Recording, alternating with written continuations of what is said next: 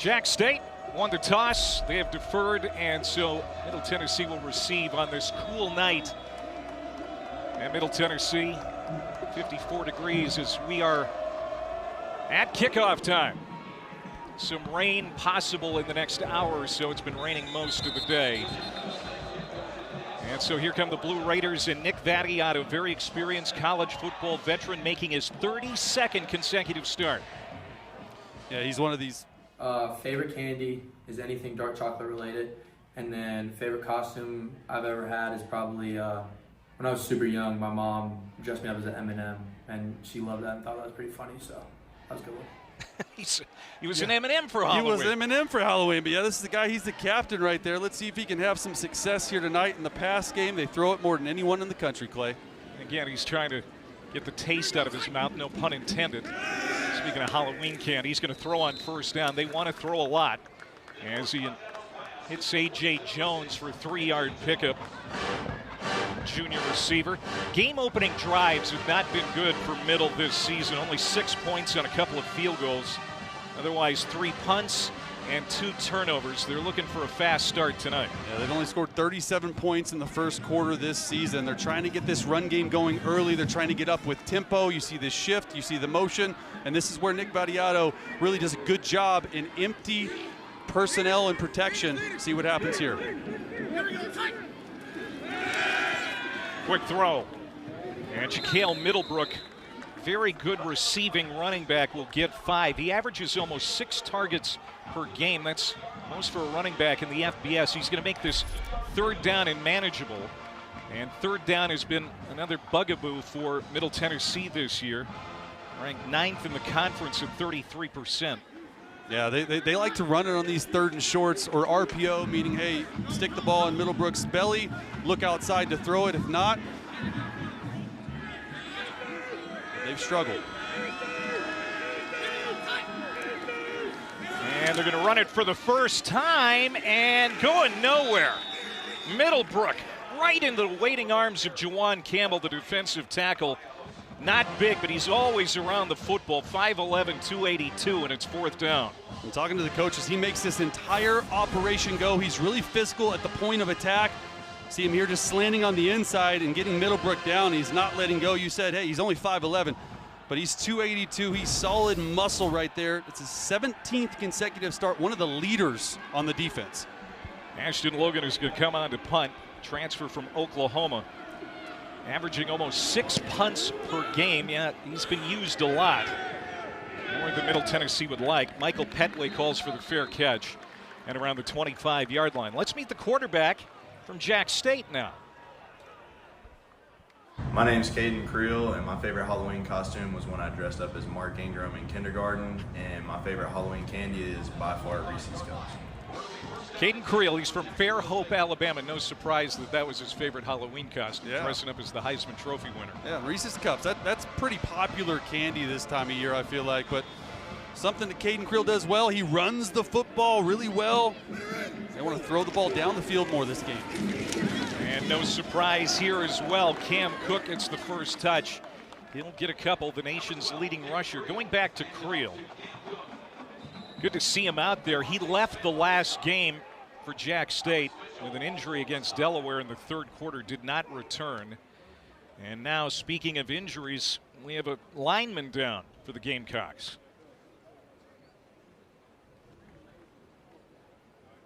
And this is the center, Lucas Marachkoski. Marachkoski, a redshirt freshman, walked on last year, has filled a important position at center on an offensive line that has had 5 different starting O-lines this season. They've had injuries from time to time across the front, especially at left tackle. And there is Coach Charles Kelly, first-year head coach, 58-year-old Alabama native, who replaced Rich Rodriguez, and right now he's concerned about his snapper. Yeah, never good when your center comes down. Looks like he's favoring that right knee. You see right there, the right knee does a splits almost. Oh, man. It's tough. It looked like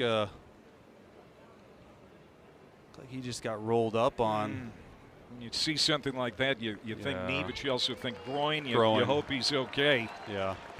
He is being aided to the sideline and the medical staff. So Cameron Griffin, who started at right guard in this game, is going to slide over, moving to center. Jeremiah Orr was their starting left tackle to start the season. He went out week 2, and it's kind of been a domino effect on that O-line since that injury. Yeah, absolutely. You know, coming into this year, they lost 4 of their 5 starters, but this year they played really well. Only allowed 9 sacks so far this year, and yeah, that's definitely because they run it more than anyone, but they've done a really good job in pass protection. We'll see how this injury affects that in the game plan. Markavian Blake now the right guard, as Caden Creel keeps it, and it's going to bring up 3rd down, a pickup of 4 for the quarterback. Gavin Wimsatt started the first 5 weeks. Creel is 2-0 as the starter since getting the job, and they're going to go with tempo here. They run it on 3rd and short, and they're not going to get there. Parker Hughes, the leader of the Middle Tennessee defense, gets in there and plugs a hole, and Blue Raiders are going to get off the field on 3rd down. That's a huge stop for the Blue Raiders right there, just going up there, tempoing, trying to get Caden Creel up just inside zone. No one in the country really runs it more between the tackles than the Gamecocks, and Cam Cook, you're expecting him to get that huge early stop for the Middle Tennessee State defense. Connor Donaghy, freshman from Ireland, with the punt. Right into the hands of Middlebrook. Just on the other side of the 30-yard line. 38-yard punt. Both offenses quiet so far as we're just underway here in Murfreesboro on this Wednesday night.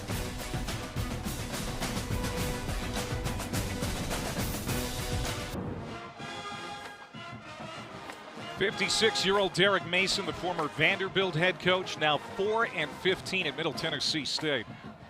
Mistakes, penalties have been an Achilles heel for this bunch. I told you and I this week, it's like we're playing 2 opponents every game, and that includes Vattiato, who had those 2 second-half turnovers in the last game against Delaware. Blue Raiders start at the 31, 1st down and 10 down the sideline, and that's incomplete. Cam Lacey, their fastest wideout, ran out of room on the sideline, 2nd down. Yeah, going back to Vattiato, it's one of those things where when you watch him play, he's really efficient. It's those 4 to 5 to 6 plays a game, red zone interceptions or penalties or a fumble that he dropped last week in Delaware in the pocket, that really has gotten Coach Mason a little bit frustrated with his play.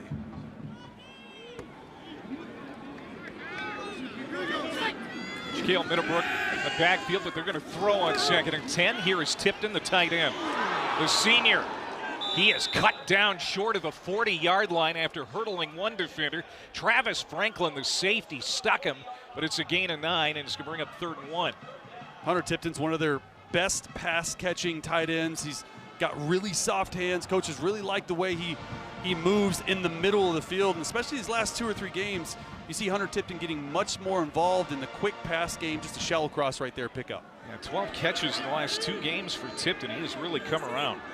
Transfer from Louisiana Tech. Marion Walker motioned out. They're going to hand off. And did Middlebrook get there? It's going to be very close.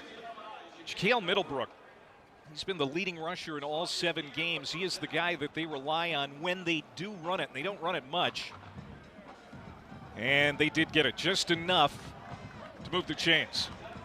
I mean, 86 rushing yards per game. They're going to go back to it on 1st down. That ranks 134 out of 136 FBS teams.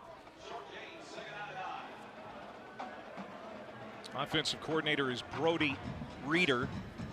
They've been moving the football, but it's been between the 20s. The red zone is where this offense has really sputtered this year. Yeah, absolutely. And you see a little tempo going in and out of plays. This is what they tried to mess with last week in Delaware. They get an empty. Vattiato feels really comfortable with that because he sees the field much better and empty as long as Jack State is not pressuring. Battiato fits it into a tight window. Caught inside the 45 by Cam Lacey. That's a gain of 15 and a first down as he was going up against Caleb Nix. Such a nice throw. Looking the safety off in the middle of the field, and Cam Lacey just an absolute stud. Got track speed. Shaquille Middlebrook again. Max Sanders there, the Conference USA Freshman of the Week after the Delaware win for the Gamecocks. He makes the stop, no gain. This is a young, productive defense for defensive coordinator Brian Williams. They really love Sanders, the freshman. Best player on defense for him. He wears that green dot, which means he has the coach to linebacker communication, and as a true freshman to be able to do that, that just tells you all you need to know about the trust they have in him to get the defense lined up. 2nd and 10. Forced out. Battiato, high throw intended for Lacey. And it'll be 3rd down. This defense for the Gamecocks really set the tone in that win against Delaware. Absolutely. This defense is built off of pressuring quarterbacks. They have 10 sacks in their 3 Conference USA games. It leads Conference USA. Right now, they're just sort of sitting back in coverage in this too-high look. Middle Tennessee has to run the football. They can't just give the ball to Middlebrook right up the middle. They got to get some jet sweeps going. And you see all up right here. This is sort of their pressure package that they like to bring. Try to confuse the quarterback on 3rd and long.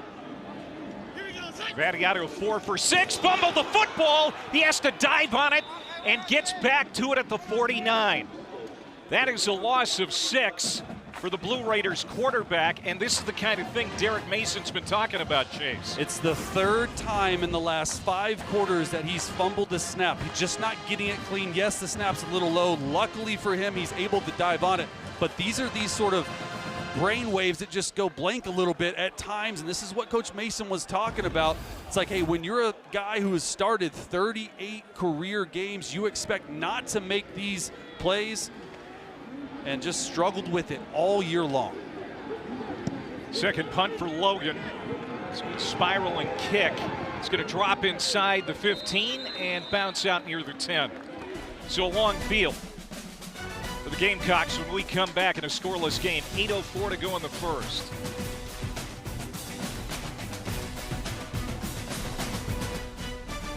ESPN College Football Primetime is presented by Ram, official sponsor of the College Football Playoff. Boy, what a story Jack State has been since joining Conference USA. That was last year's CUSA championship game, 52-12 over Western Kentucky. Trey Stewart ran for over 200 yards, had 3 touchdowns. So now a new head coach in Charles Kelly. That was the last game for Rich Rod before going back to West Virginia. You can see what Gamecocks have done since joining the FBS. It's been very impressive. Another good year with Kelly as the head coach and Clint Trickett, first-year offensive coordinator. Of course, he is committed to the run. He's going to try to be creative in the pass game tonight, Chase. We may even see a couple of quarterbacks. Right now, they're going to run it. And this is Cam Cook again. He gets stretched out toward the sideline. And Christopher Noble. Yeah, I wouldn't be surprised if Gavin Wimsatt, number 2, and Caden Krill, number 12, are on the field at the same time. We'll see if they bring that package out. So far, though, Middle Tennessee, nice job containing Cam Cook in the run game. After the loss, that was nearly jumped and picked off by D.R.A. McDonald. Spent the last couple of seasons at Cincinnati. He's been a key man on the corner for Middle Tennessee. Just throwing a hitch route out to the field, doesn't get enough on it, misses out, or misses on the inside, and then McDonald, no one there for 6. He wishes he had that one back. Charles Kelly told Caden Creel, hey, the most important thing I need you to do is not turn it over. Absolutely. And he nearly handed the Blue Raiders 6 points right there. 3rd down and long from the goal line. Creel fires, and a wobbly pass. Not even close, incomplete. And another 3 and out. So each team with no offense so far. Yeah, 3rd down, they're pretty good. 3rd in Conference USA 42% of the time, but usually they're in 3rd and 6 or less. You see there, Middle Tennessee is doing such a nice job of getting negative plays for the offense, and 3rd and 12 is not where you want to be with Caden Krill as your passing quarterback. Got a freshman punter in the end zone. Be wary of the block. He's able to get it away. Didn't get much on it, though. But it takes a nice Gamecocks roll into plus territory, and it's killed at the 46-yard line. 44-yard punt. Look at downtown Murfreesboro on this Wednesday night. We hope the rain stays away.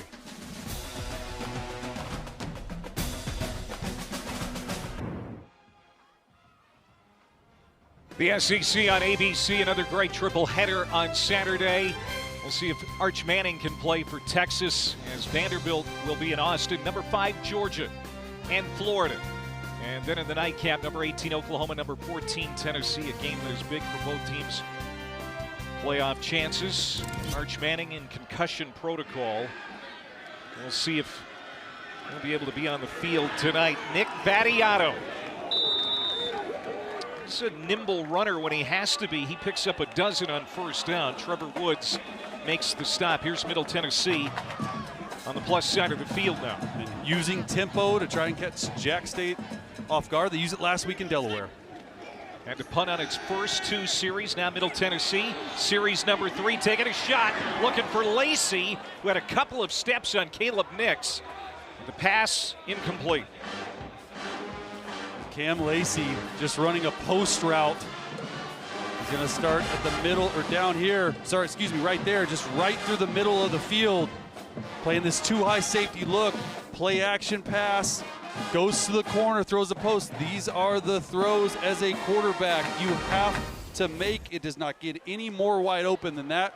So you see a fumble and then a missed touchdown throw right there for Vattiato so far. We'll end around. Some room on the near side and inside the 30-yard line. That is Kason Stokes. Redshirt freshman from Tampa. Hasn't been used much in the receiving game.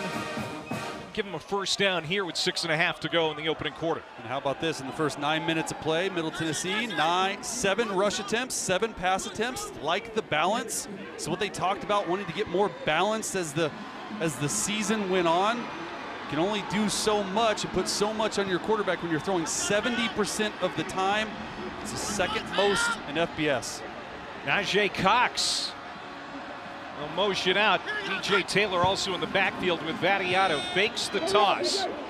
Rolls out, dumps it off short. This is Tipton again. Lowers his shoulder pad, and he is stopped just short of the 15-yard line. A gain of a dozen, as Middle Tennessee now looking for a payoff. We talked about how they've been moving the football this season without the punch inside the red zone. Absolutely. They're 124th in the country in red zone scoring percentage. You have to come away with points right here. Best drive of the game by Nicholas Vattiato. The Blue Raiders. See him trying to get him to go a little bit faster. This is Miles Butler in motion now. Another handoff. DJ Taylor, the true freshman from right here in town, is stacked up quickly. No gain. Former Riverdale High School standout. Garen Stansberry, the defensive end, crashing in to get to Taylor. DJ Taylor, a true freshman from right here in Murfreesboro. Had 52 total yards last week against Delaware. You're going to see a little bit bigger of a role for him today as they're spelling Middlebrook.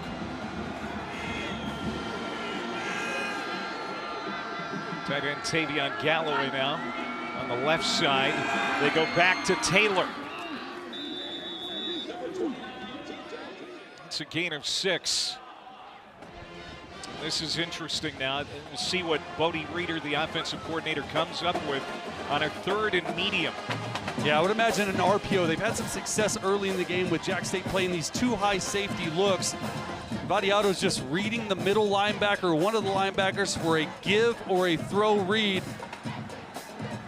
They really like to find Najee Cox down here in the red zone at the top of your screen. Big time red zone target for them.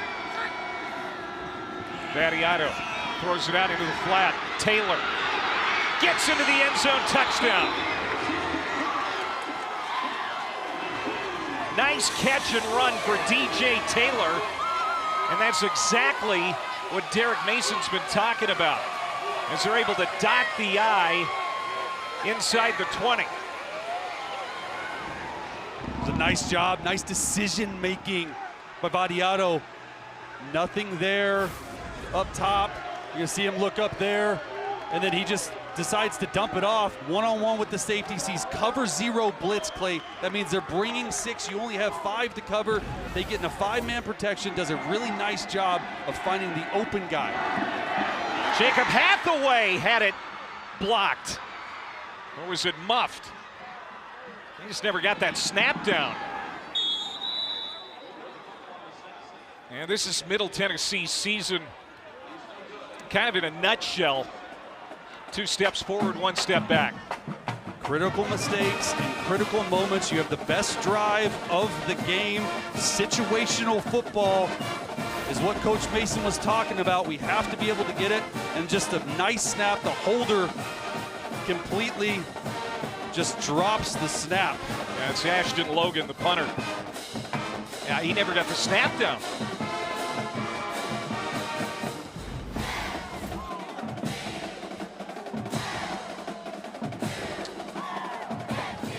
Self-induced mistakes,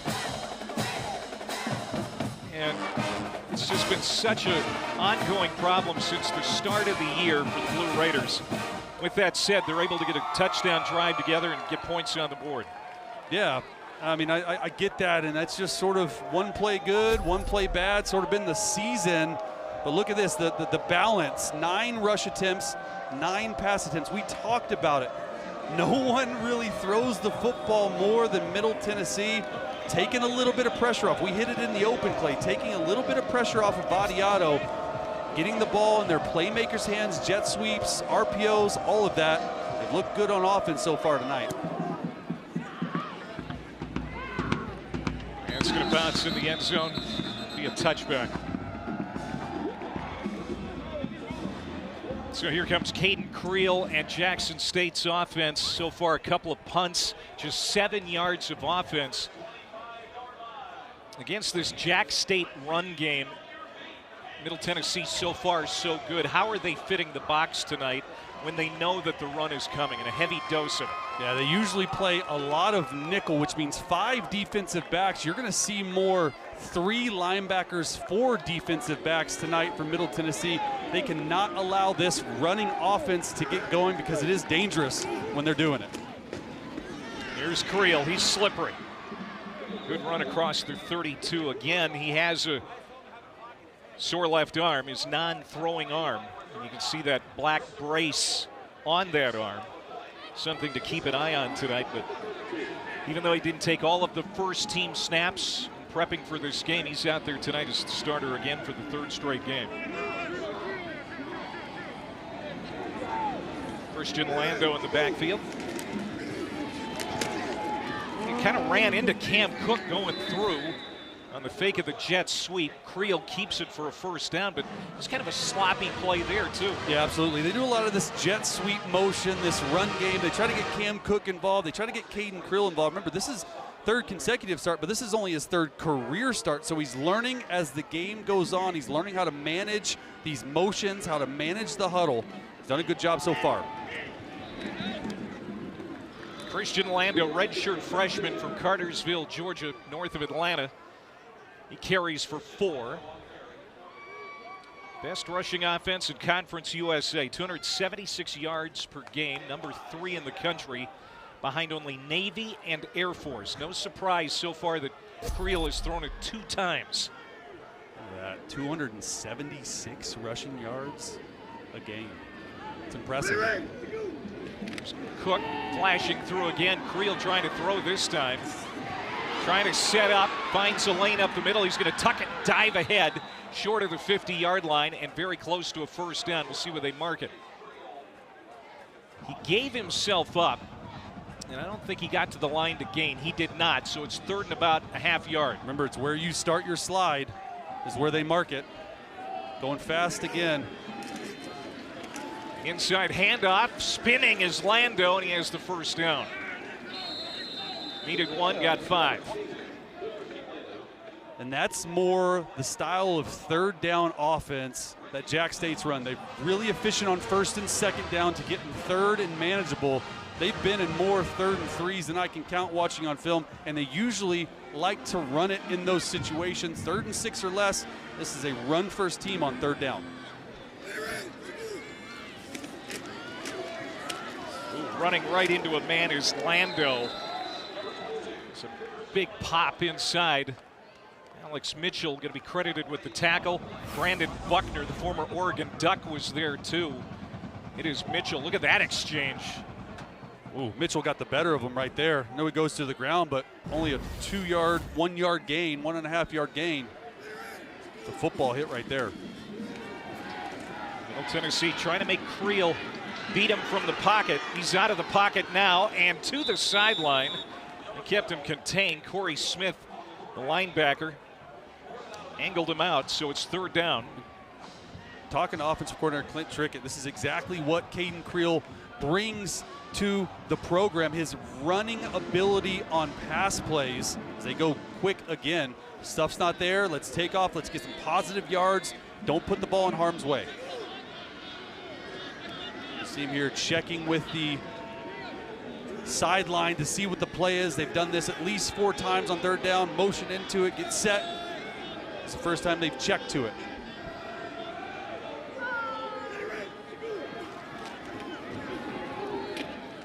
Lando again, nothing there, and it's 4th down. Boy, Middle Tennessee's defense has been stiff-necked so far in this game. Anthony Bynum, sophomore defensive end, made that stop. No rush to make a decision here. Yeah, it's going to be the final play of the first quarter. And we'll see what Charles Kelly and the Gamecocks decide to do on the backside of this timeout. We have played 15 minutes. Last week of weekday CUSA, and we're in Murfreesboro tonight. Good start for the Blue Raiders looking to get off the schneid.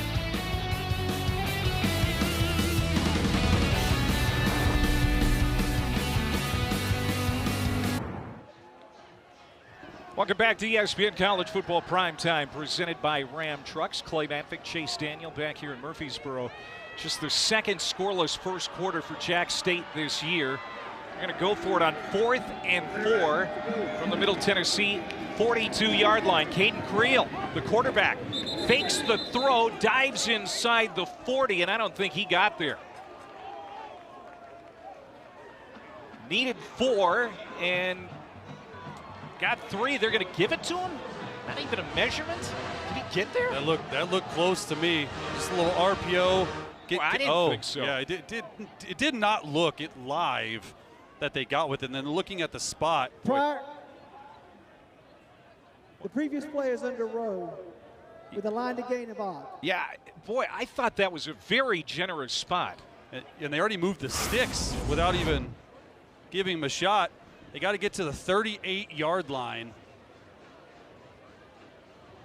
And remember, when a quarterback starts sliding, that's where the ball is down. It's not where you end up. Right. Whether it's head first or feet first, he looks to me starting the slide at the 48-yard line. Now, he does get it on the second sort of jump, but I mean, the rule is where you start your slide. That's probably what they're looking at right now. And you got to really look at where the ball is at when he starts his slide. I think that's probably going to give us the best look.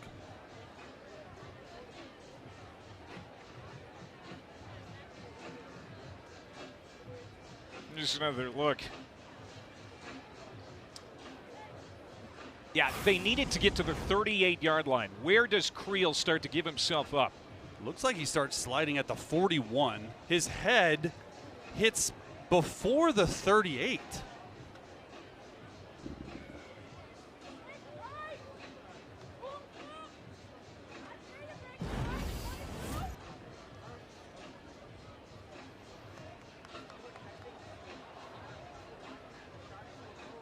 So I think because he went head first, it's not a slide technically. He's giving himself up. I think it's where the ball is. But I still think it was a very favorable spot, Chase. On first blush, it didn't look like he had the line to gain. And Derek Mason felt the same way. He was immediately out there to talk to the officials.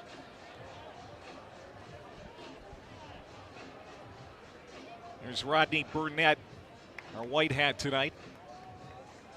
A great story. He is a Marine who was wounded in Lebanon back in 1983. At one point, he was told he would never walk again. That was over 40 years ago, and he's been doing a great job the last several decades refereeing college football, and he's an American hero. So here's another look. We're zooming in on that last angle you just saw. Got to check where his knee hits and where the ball is at. It's where the elbow went down. I think Yeah, that left elbow. His elbow. And his elbow's at the 39. If, you know, they already moved the chain, so if in fact the yard line to gain is the 38, I think at this point, looks that he's short. I think at this point, Chase, you know, what was the call on the field? It was a first down. It's going to be hard to overturn it, really.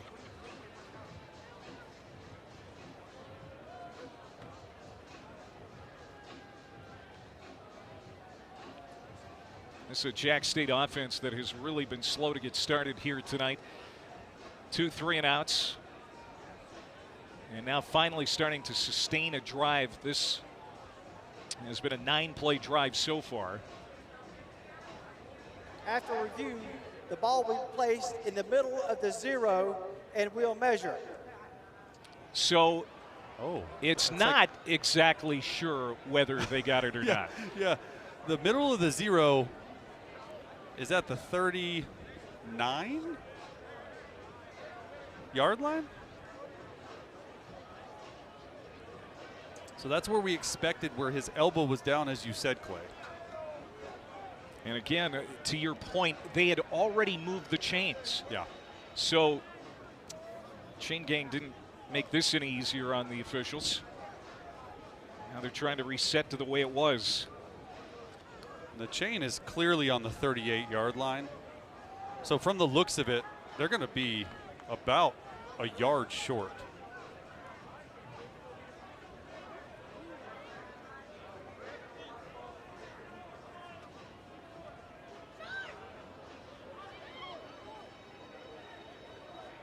Yeah, you're right. About a yard short. And so that's a turnover on downs. So it is, in fact, you slide head first, you're down where you start your slide. Sorry, excuse me, feet first is where you start your slide, and head first, as Caden Creel went, it's where you hit, and his elbow hit, 39-yard line. And you see Charles Kelly not happy. I think he's happy with the execution for the officials and the chain gang, just not pleased with the way that went down. How about the Middle Tennessee defense, though? Big Tennessee's stop. defense has done a nice job so far, turning Jacksonville State away on 3 consecutive drives with nothing to show for the #1 rushing offense in Conference USA. Ja'Kale Middlebrook in the backfield now as they start first down and 10. Middle Tennessee from inside their own 40. Good run for Middlebrook. On the toss, Caleb Nix gets him to the sideline, but he's to the 48 of Jack State, a gain of 13. This is where he's his best, on the outside, on these pitches, on these outside zones. Middlebrook's first 4 carries of the game, -1 yards, 1 yard, 1 yard, 0 yard, and then he finally gets that long one to go. And they're on the move again, Jack State territory.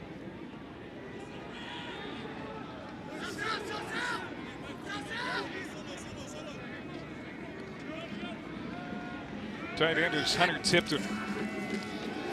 Going back to the run game. Nothing there for Middlebrook. Emmanuel Oyabadajo, the defensive end. Grew up in Manchester, England, new to the game of college football, and boy, is he big. And he gets to the ball carrier here. 6'7", almost 300 pounds. Does a really nice job of shedding that right tackle, keeping vision, and getting Middlebrook for a loss right there. He didn't play American football until he was 19, fell in love with it.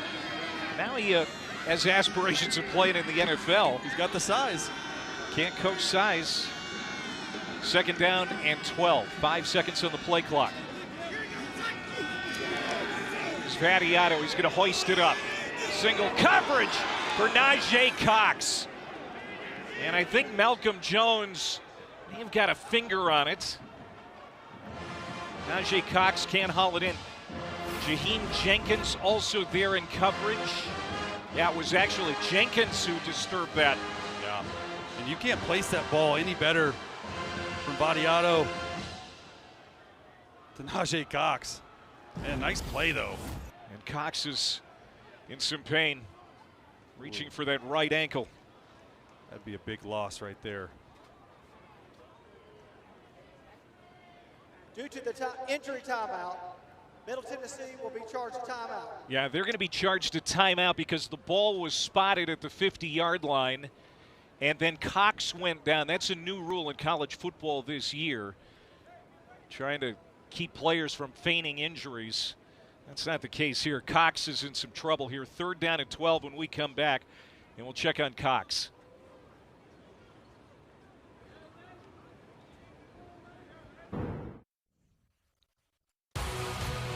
Well, the next UFC Fight Night is Saturday, exclusively on ESPN+. Prelims begin at 4 Eastern, 1 Pacific, from the Apex in Las Vegas, followed by the main card at 7 Eastern.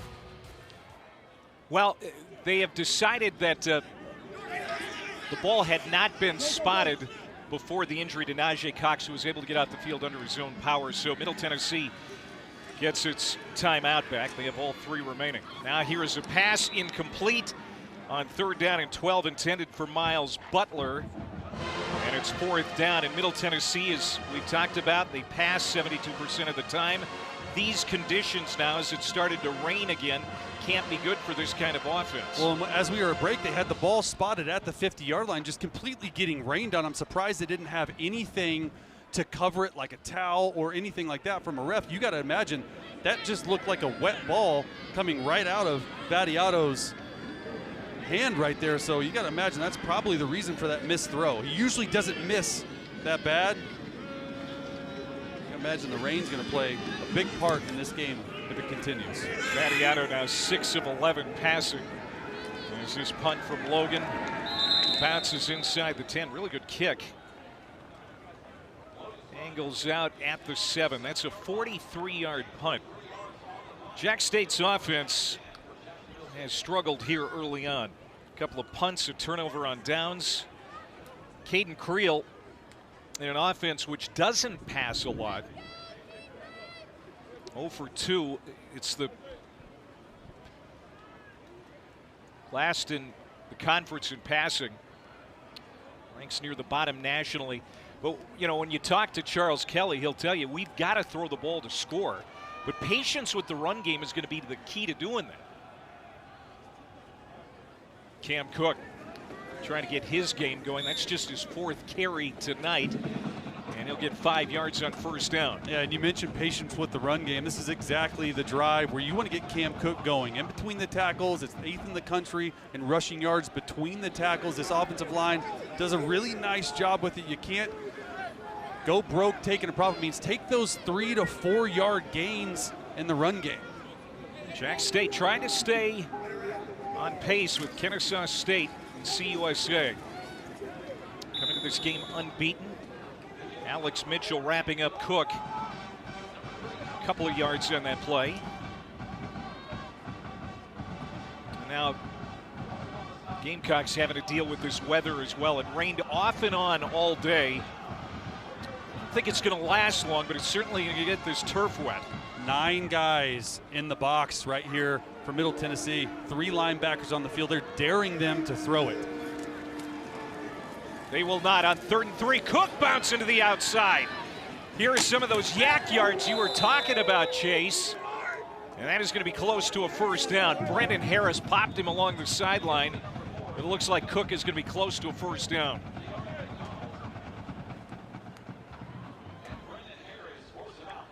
D.R.A. McDonald slow to get up for the Blue Raiders. Took a big hit. Big collision right there. Runs into his own guy. And just a huge hit right there by McDonald.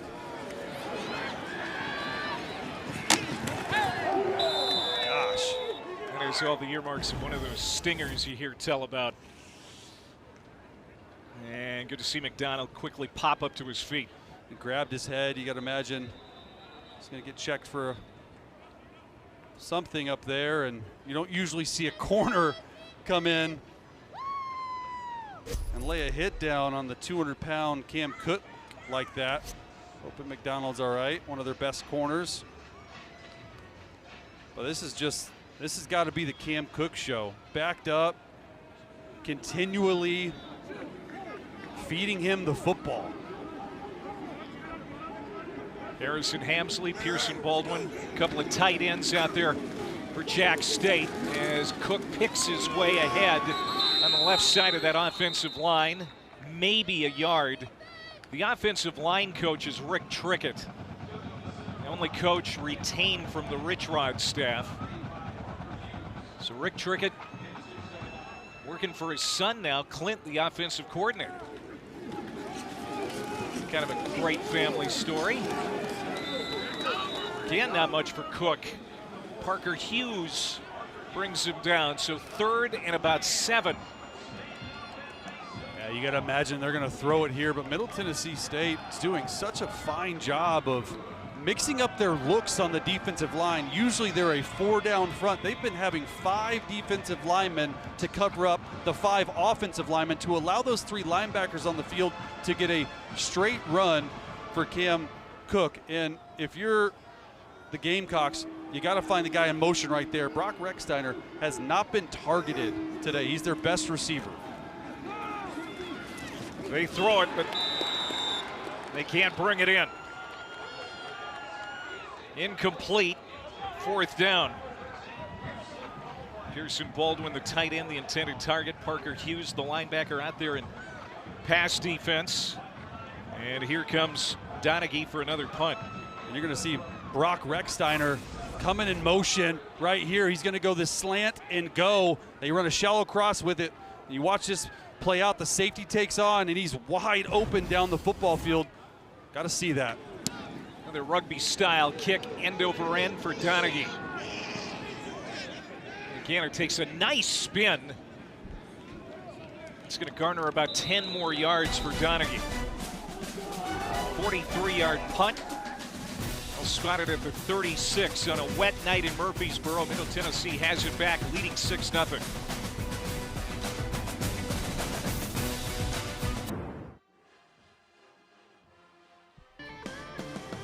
CUSA headlines. How about Kennesaw State? Just 2nd year in the FBS, 6-2, bowl eligible after 33-20 win over UTEP last night. Jerry Mack, first-year head coach. They were picked 11th in the preseason in the league. Western Kentucky bowl eligible for the 7th straight year under Tyson Helton, but Maverick MacGyver is banged up, unlikely to start against New Mexico State this weekend. That means Rodney Tisdale, the redshirt freshman, will probably make his 2nd straight appearance as the starter. Jack State, we have been talking about them tonight, on the hunt to repeat as conference champs, but boy, they need to find some offense. Just 57 yards on 4 drives so far. There's Vadiato, incomplete on 1st down, intended for Middlebrook. 2nd down. So here are the standings coming into the ninth, the top 8 teams. Jacksonville State trying to keep pace with the Owls. Western Kentucky is right there. Liberty is a team to keep an eye on down the stretch. Very good team.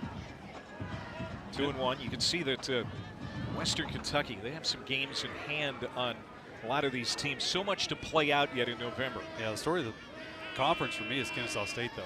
What they've been able to do this year has been really impressive. No question. Nobody saw him coming. Handoff, Vadiato gives it to the running back, and there is just nothing up the middle. Middlebrook just slammed back. There is Sanders again. That rookie just has a nose for the football. One of the great compliments a coach can pay for a player is just he's just a football player, and that's what Coach Kelly says about Sanders. He's a football dude. He's the smartest guy on the defense as a true freshman. He sets the tone. You see him right there just processing, reading, and reacting. Just a football dude. This 3rd and 10. Last couple 3rd downs, they pressured Vadiato. Going an empty here to clean up the picture for him. Vadiato 6 of 12 passing. Back shoulder throw, spinning the receiver around, and Jones can't bring it in. The Arizona transfer dropped it, and it'll be 4th down. Looked like there were 3 receivers in the area, and that's drop number 14 on the year. Throwing it to Walker. Cam Lacey there. You see all 3 Blue Raider receivers, not quite sure what they're trying to get done, but the ball is placed in the right area. Entering tonight, there you go, 13. That's number 14. Just got to help your quarterback out on a wet night where slippery football is going to come into effect. Now that was Walker, not Jones. I beg your pardon. Fair catch called for by Michael Pedway. We'll see if Gamecocks can start crowing here in Murfreesboro.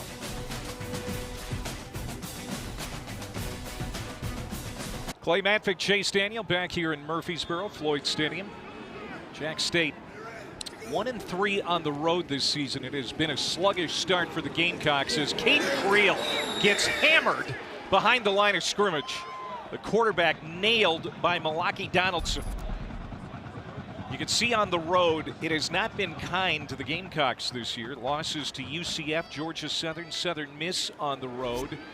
This would be a bad loss. Gavin Wimsatt, backup quarterback, makes the catch. That is the first completion tonight. 4 pass attempts, first completion tonight for Jack State, and it's completed to the backup quarterback, Wimsatt. And we got 2 quarterbacks on the field at the same time. Coaches let us know we'd probably see this. Gavin Wimsatt is at quarterback. Creel lines up to the left of the formation as Cook goes in motion. Little razzle-dazzle. Here's Cook now on the screen. He's got a first down and more. 35-40. Still on his feet and finally brought down near the 44-yard line. Well, they got a lot of players involved. A very creative way to come up with a 20-yard first down. Yeah, absolutely. Go in motion, hand it off, toss it back. You got the cameras. You know it's a good fake when you get the cameras. Just student body left. They got 4 offensive linemen out in front. Keeping this thing going now. And now Wimsatt, double pass. Wide open receiver, it is caught. DeAndre Johnson. Nobody's going to get to him. Touchdown. Well, Clint Trickett goes into his bag of tricks on successive plays, and this game is tied up. They had 0 completions coming into that drive, and you get 3. 2 from Gavin Wimsatt with 76 yards and a passing touchdown. Just a double pass, and nice job sort of getting away from that defender. And it's exactly the spark that Jack State needed. How about the 2 quarterback package working, Clay?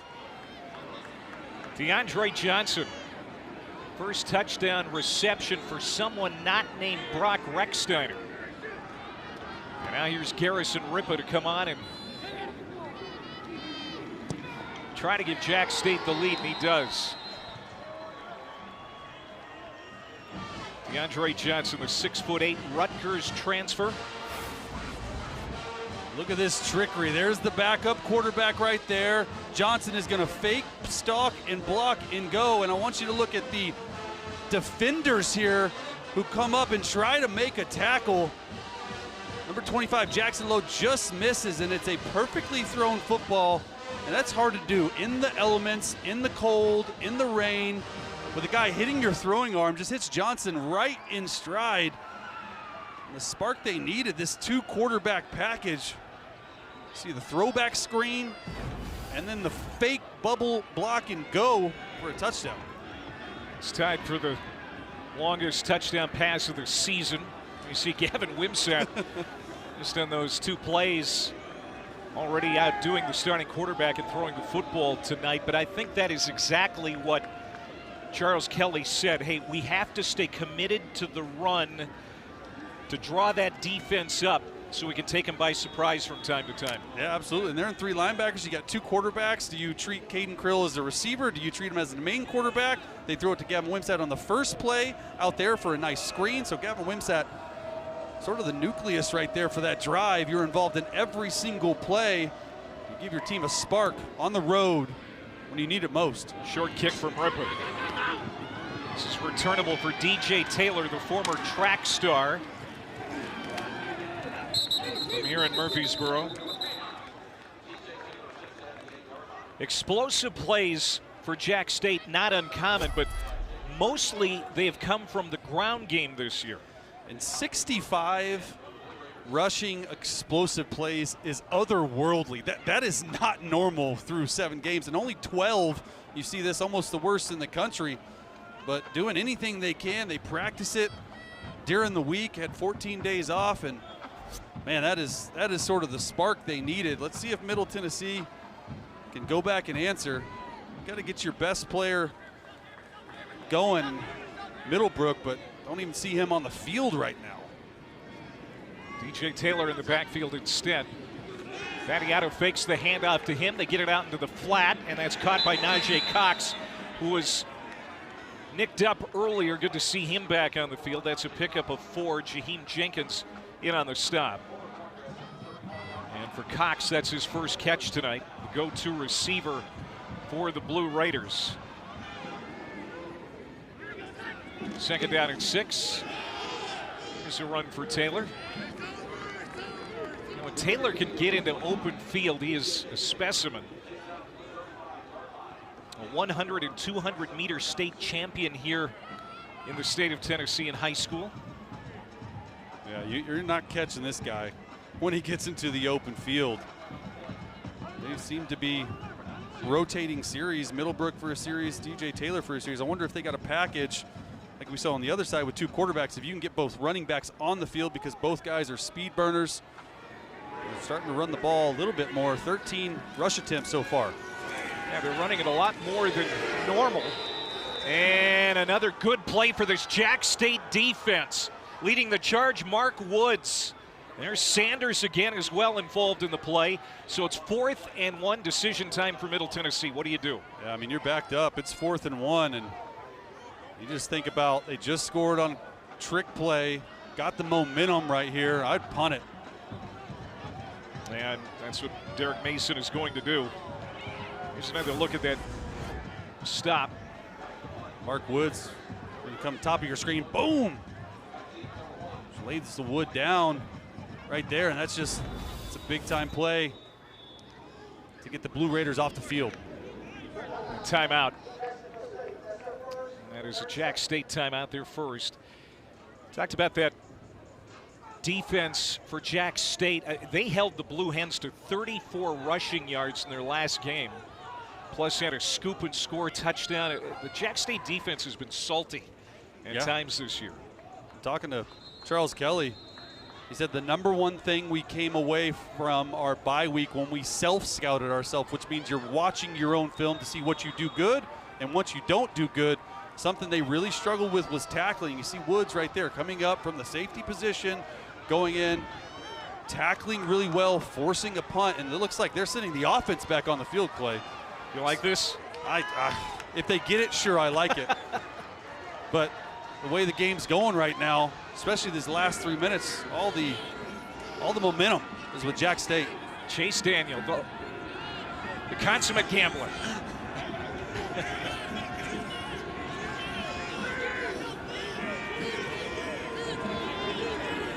Plenty of time on the play clock yet.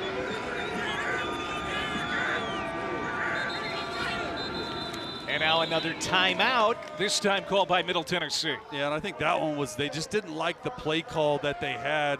Battiato's up at the line of scrimmage, checking out what's going on. I think they were trying to get them to jump off sides because it does look like the punt team is now coming back onto the field. But I don't love that. You take the delay of game right there and save the timeout. And save the timeout. You got 5:31 left in the quarter, and that timeout could come back to haunt them. And you save 5 yards of field position. Just didn't love that series of events right there by Coach Mason and the Blue Raiders. Derek Mason brought in 61 newcomers after a 3-9 season last year. Might remember he became a a national name as David Shaw's defensive coordinator at Stanford, turned that into a job at Vanderbilt. And name recognition certainly helped get him the job here at Middle Tennessee.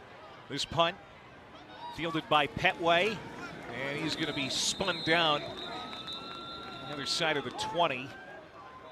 Just a 3-yard return. A flag appears on the far side of the field.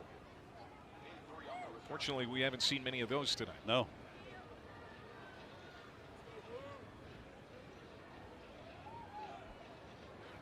During the return, holding, receiving team number 80. 10-yard penalty from the spot of the ball, first down.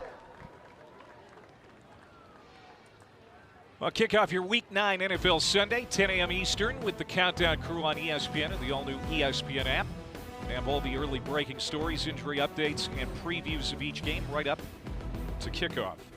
Alongside 14-year NFL vet Chase Daniel, I'm Clay Matvick, along with our ESPN crew here tonight. Weekday CUSA for the final time in the month of October, just ahead of Halloween. It's been a spooky night for the offenses tonight. We haven't seen great offensive play. Just no daylight for the Jack State running game. Matthias Malaki Donaldson leading the charge there, no gain. They had 2 running backs on the field, Cam Cook and Andrew Paul. Send Cam Cook in motion, and no yards right there.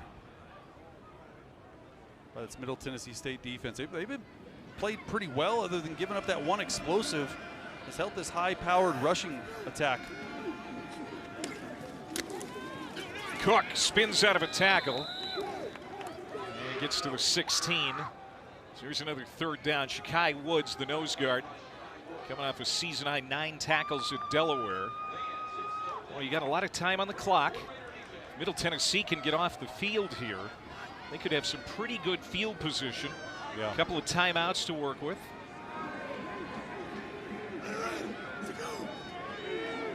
Using the cadence there to try to get him to jump off sides. There's Cam Cook, the guy they like to bring in the motion, throw it to him. He's their 2nd leading receiver as well. Middle Tennessee bringing the blitz. Creel backpedaling, dumps it off short to Paul. Paul makes the catch out of the backfield. He has the 1st down and more. Well, that was an efficient play under pressure for the redshirt sophomore Caden Creel. Such a nice play call. Caden Creel going up, seeing pressure, seeing they're bringing a lot more than they can block. Checks to a screen, works perfectly. 3 minutes, 40 seconds left as they get into their 2-minute offense. 2 timeouts left. It's the 4th completion tonight for this offense, and there's Cook. Just sliced down in the backfield. Muaz Byard. His brother, the former Blue Raiders star Kevin Byard, now with the Bears. Living up to the family name. That's a loss of 5. And that's one of the good things about having 3 linebackers on the field. It's Byard right there playing the nickel back position, but in a linebacker body, controlling that edge. It's exactly what they want to do versus this run attack. Byard just playing at a high level lately. Had an interception last week at Delaware. And that was a pass that was nearly jumped again. Abdul Muhammad quickly gets to Recksteiner. Maybe a half-yard pickup, that's it. Boy, Muhammad was close to jumping that route too. Yeah, Muhammad, nice, really nice play right there. And then now the clock comes in as they're doing hockey subs on and off the field. Comes into play right here. 3rd and long. Try to get this play before the 2-minute timeout, which they will. Got to imagine if Middle Tennessee's going to use a timeout, or they use that last one. It's a big down for Middle Tennessee. Brock Recksteiner. That was his 1st target tonight. He's their best receiver. They go back to the ground game, and Cam Cook to the 30. It's going to be about 8 yards needed for a 1st down. 4th and 8 as the defensive coordinator Brian Stewart has to be extremely pleased with Middle Tennessee's performance on this side of the ball tonight.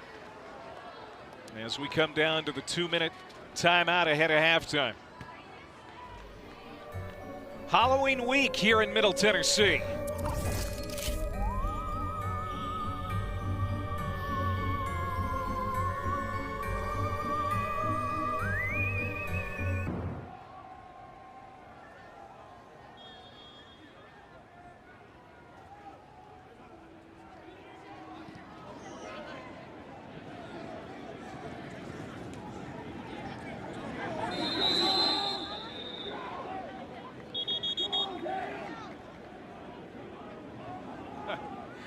All right, so you've been looking forward to it.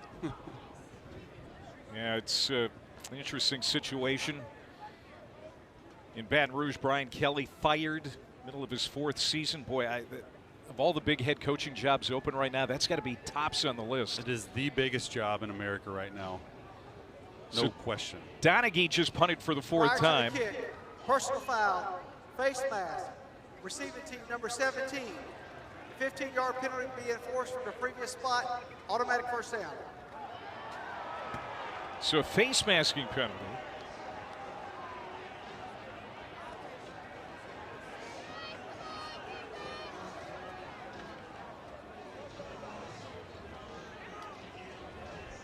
It's on Gamarian Carter.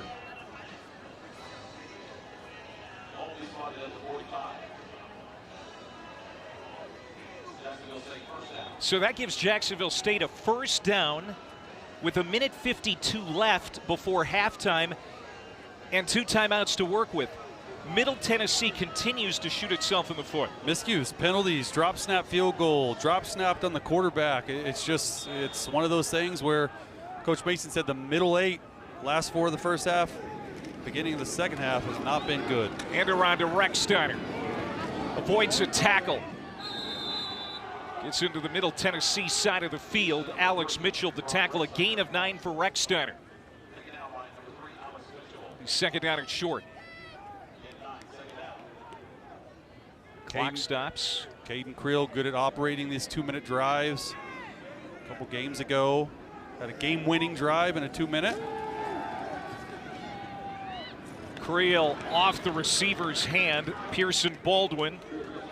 And a couple of big catches in a situation like this. And Sam Houston a few weeks back helped set up the game-winning field goal. He's been good in 2-minute situations. Yeah. And I like the throw there, 2nd and 1. Take a shot down the field. It wasn't there. He checked it down, just missed his open guy. Should get the first down right here. 1:40, clock stop, getting to the right play at the right time.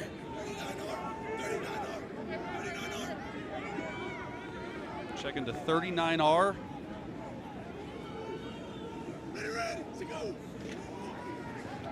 Creel fakes the toss and he's sacked. Reggie Johnson, loss of 4, timeout called. Middle Tennessee. The 1:34 to go before halftime. That's a huge stop to get the ball back. There he is, right there. He's gonna come across, they're gonna fake the toss to the right. Stays outside, Reggie Johnson. Nice job staying in your gap, Clay. We talked about it. Gap awareness meaning do not chase. They try to pitch and send student body right. They pull the guard, coming back left. He stays in his gap. He doesn't chase it, stays home for a big play. They have kept this Jack State rushing offense in check tonight. 60 yards of offense for the Gamecocks here in the first half so far. A team that averages 276 on the ground. 3rd best in the country. Donaghy's punt. And it's fair caught at the 22 by Middlebrook. Last 3 games, Middle Tennessee's defense has struggled to start, but the second half has been really good. Yeah, last 3 games in the second half, only 16 points allowed, and the number I'm looking at is average yards per rush for the Gamecocks, 2.5 yards per rush. We're talking about one of the elite rushing offenses in all of FBS. So Middle Tennessee can put together a drive here quickly and take the lead before halftime. That would be something. The Blue Raiders have trailed at the half in every single game this year. 1:27 to go. 1 timeout. Here's the tight end Tipton. Penalty flag on the play. Likely a holding call as Max Sanders makes the tackle. Offense number 56. 10-yard penalty, remains first down. This is going to kill Derek Mason. Yeah, absolutely. I mean, you get a really good completion to start. The holding penalty was on E.J. Harris, number 56, and you know, we have 1 timeout. Remember, when they went out on the field in 4th and 1 to try to draw Jack State offsides, they had to use a timeout rather than a delay of game. So that takes a timeout off the board, and then you use a timeout there on the stop off on 3rd down for Jack, and you only have 1 timeout, and then a penalty to start the drive. You're going backwards to go almost 90 yards. Vattiato has time and just throws it into the turf.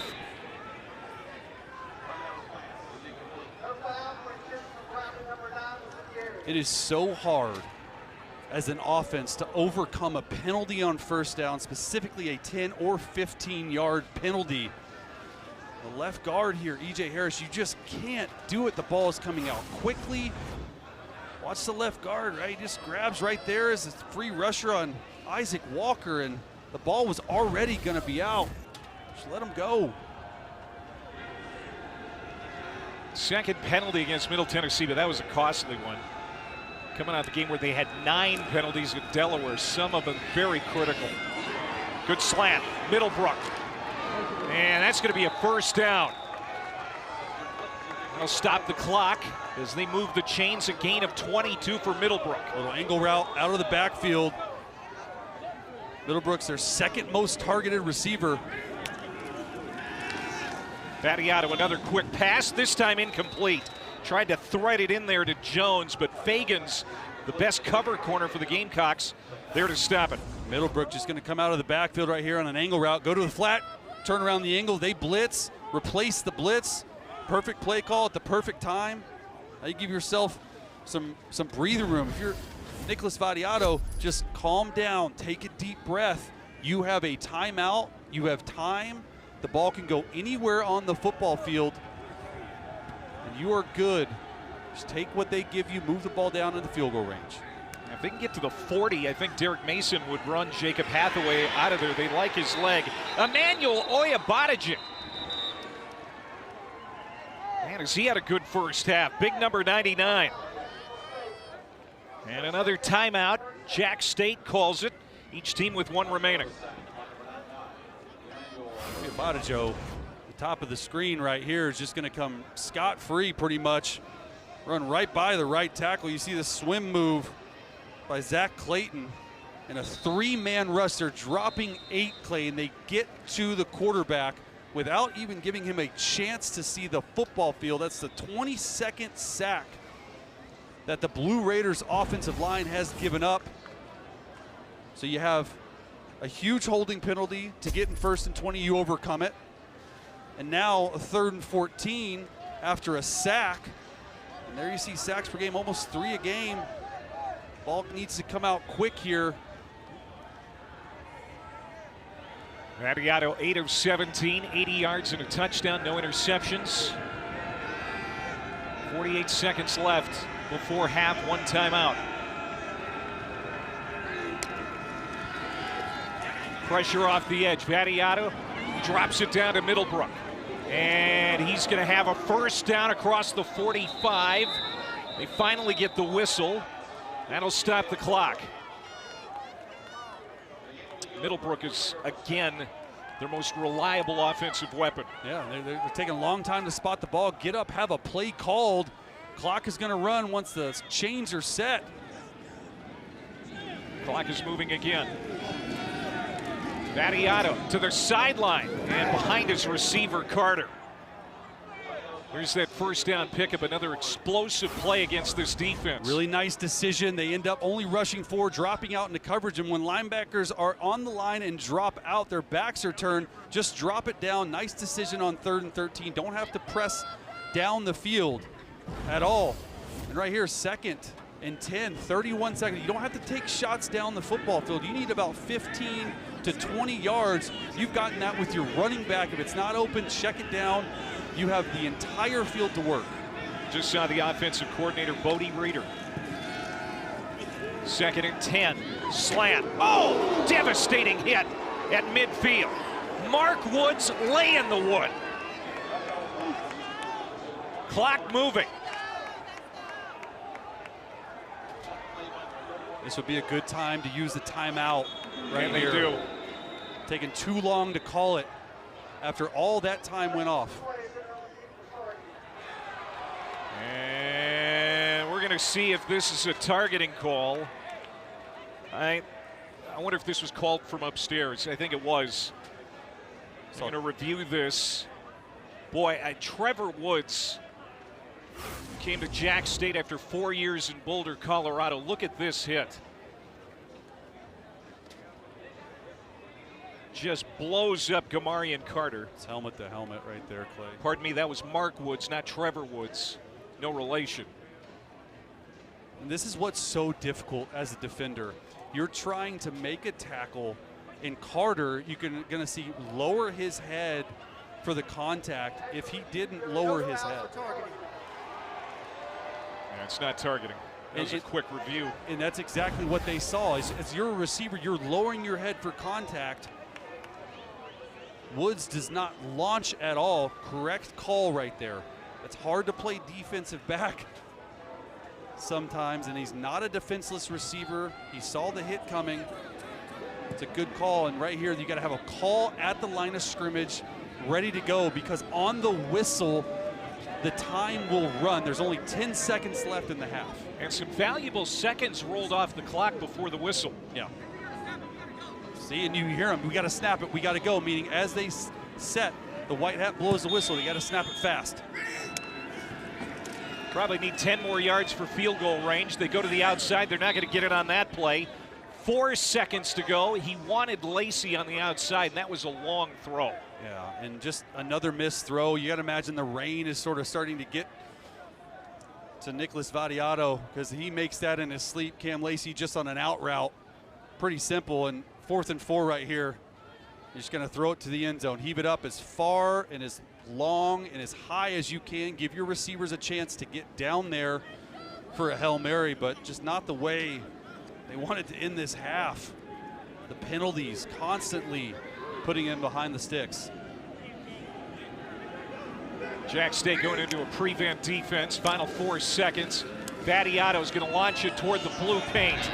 Underthrown, and it is picked off. Intercepted by Caleb Nix. He has a chance to bring it all the way back. Caleb Nix down the sideline. Loose football, penalty flag down. This is Travis Franklin still running. And he lost it. He can't throw it forward. Covered up in the end zone, but there is so much to unpack and so much wrong with what we just saw. Weekday Conference USA, they called it a touchdown on the field. Of course they did. 2 penalty flags down. But this is not going to be a touchdown. I feel pretty safe in saying that. Yeah, how about that? So much to unpack. Walker Osteen, in case you're wondering, was the guy who recovered it in the end zone. It was ruled a touchdown on the field by one of the officials, but I think Nix had a forward lateral.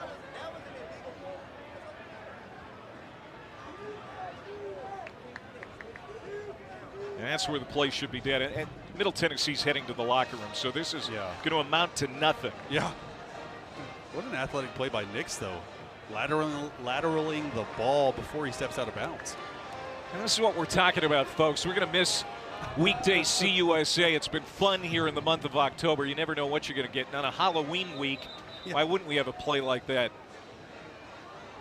Jack State looking for its 3rd straight win. Not much offense here in the first half. Nix trying to keep the play alive along the sideline. There's the forward lateral, which effectively ended the play. Looked like his left foot was down before he even got the ball out.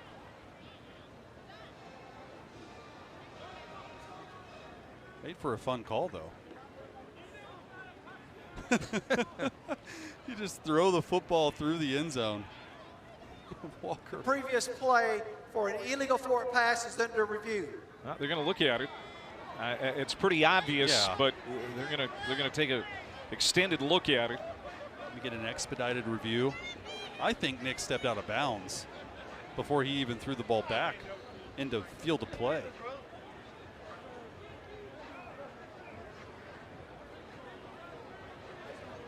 And he also threw it forward too.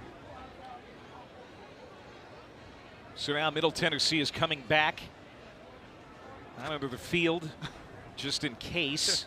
At least some of the players are. There's no way. The lion's share of the players have already made it into the locker room.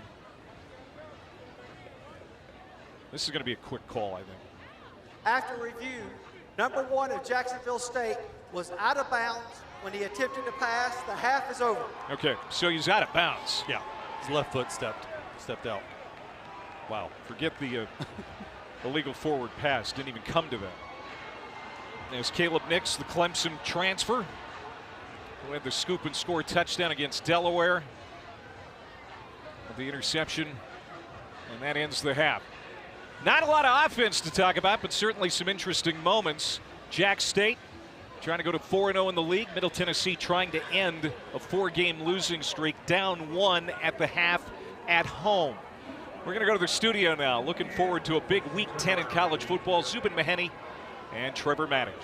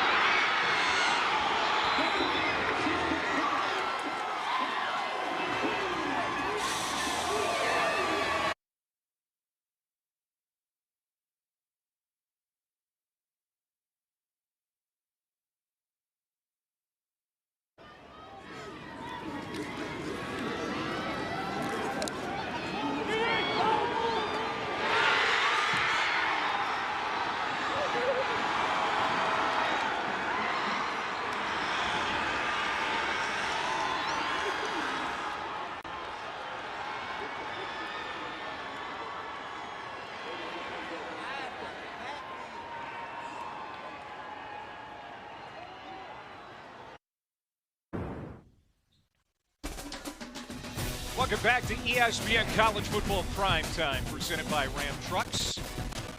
On a cool, wet night in Murfreesboro, Tennessee, our final weekday CUSA game of October. 7-6, Jacksonville State undefeated in conference play, trying to keep it that way against a winless team in conference play, Middle Tennessee.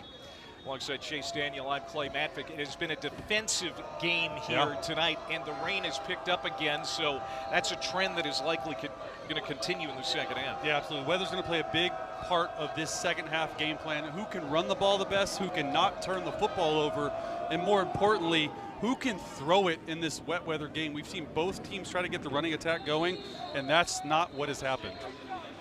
Time to cut to the chase with Chase Daniel. Cam Cook, nation's leading rusher coming into this game, 136 yards per contest, just 24 yards in the first half. Yeah, look, stacking the box, 8 guys in the box right here. This has sort of been the key to their success defensively. They're playing 3 different linebackers along with 5 defensive linemen, and you see here just a constant stacking of the box. I mean, 8 guys in the box every single time. They're daring them to run the football, and they have not done it so well tonight. Here's Cook on a screen pass from Caden Creel, and he's quickly wrapped up by that Brian Stewart defense. Alex Mitchell, he was throwing his body around in the first half. That continues here on play 1 of the third quarter. You'll see Cam Cook's numbers. Now, we've seen this from him before. You know, he'll bust one just when you don't expect it. He is an explosive runner. Creel trying to fit it into a tight window, that slant. Got it to Recksteiner, who was very quiet in the first half. This is the 3rd time he's been targeted tonight. That's a gain of 9. So 3rd down and 3. how many different ways can you get Cam Cook the football? He is easily your best player. He's lined up in the slot up top. Now you see him motioning down here to the slot. That's sort of how they're using him now. Instead of just as a pure running back, they're seeing, can you get the football to him outside of the numbers? He's that bruising runner. See there, Jack State, 10 third down conversions, or attempts, excuse me. Just ahead of the play clock expiring, they run it with Christian Lando, and he didn't get to the line to gain. Pickup of 2, so 4th down. And it's surprising to me a little bit that you have one of the best rushers in all of college football not giving him the football on that 3rd down. Let's see if he gets it here. It is Cook, and he does convert. So Jack State will keep the drive alive. A trick play, the only touchdown in that first play. Remember, DeAndre Johnson, a 56-yard touchdown reception from Gavin Wimsatt, the backup quarterback, on a double pass. That's the only big offense tonight for the Gamecocks. Yeah, without that, they'd be under 100 total yards of offense. Cook again. Finds some room on the left side of that offensive line, which has been battered here tonight. Remember, Lucas Marachkowski, redshirt freshman center, went down with an injury early, so they've had to shuffle some guys around. Cameron Griffin has been the center since that injury.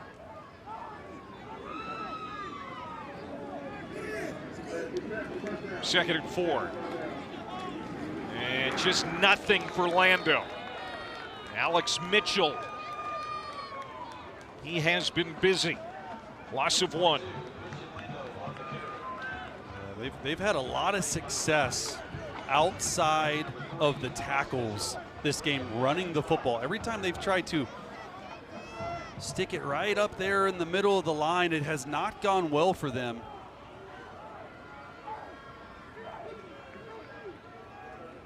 There's Cam Cook. He'll go in motion. Creel fakes the handoff, now dumps it off to a receiver on the near side. D.R.A. McDonald was not tricked at all. As Pearson Baldwin quickly tackled, and another 4th down situation, and I don't think Clint Trickett's going to try it again. He's waving the offense off the field. It's a long 2. Just another, I mean, this Blue Raiders defense, they are keeping them in the game. And what we showed you in Cut to the Chase, it's the same here on the first drive of the second half. They're loading the box. They are daring Caden Creel to beat them through the air. Caden Creel right now 7 of 11 for only 37 yards. 5th punt tonight for the freshman Donaghy. And Connor Donaghy has been getting some nice rolls. Will they keep it out of the end zone? No, they won't. Great attempt, but it's a touchback. 56-yard punt. Middle Tennessee has it for the first time in the quarter. Next.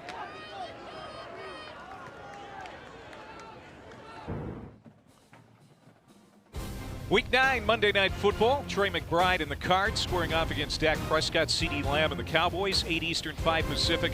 ABC, ESPN, ESPN Deportes, and the all-new ESPN app. Peyton and Eli on ESPN2. Alongside 14-year NFL veteran Chase Daniel, I'm Clay Matvick back here in Murfreesboro. Middle Tennessee going to work on offense for the first time here in the second half. And Nick Vattiato rolling out to his right under some pressure, drops it off underneath to A.J. Jones. Good spin. It's going to be a first down, and now Vattiato a little bit slow to get up.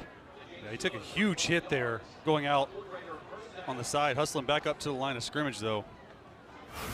Tough as nails, you see here. Finding A.J. Jones. Nice job getting that first down. Is that borderline to a late hit? It looked like it.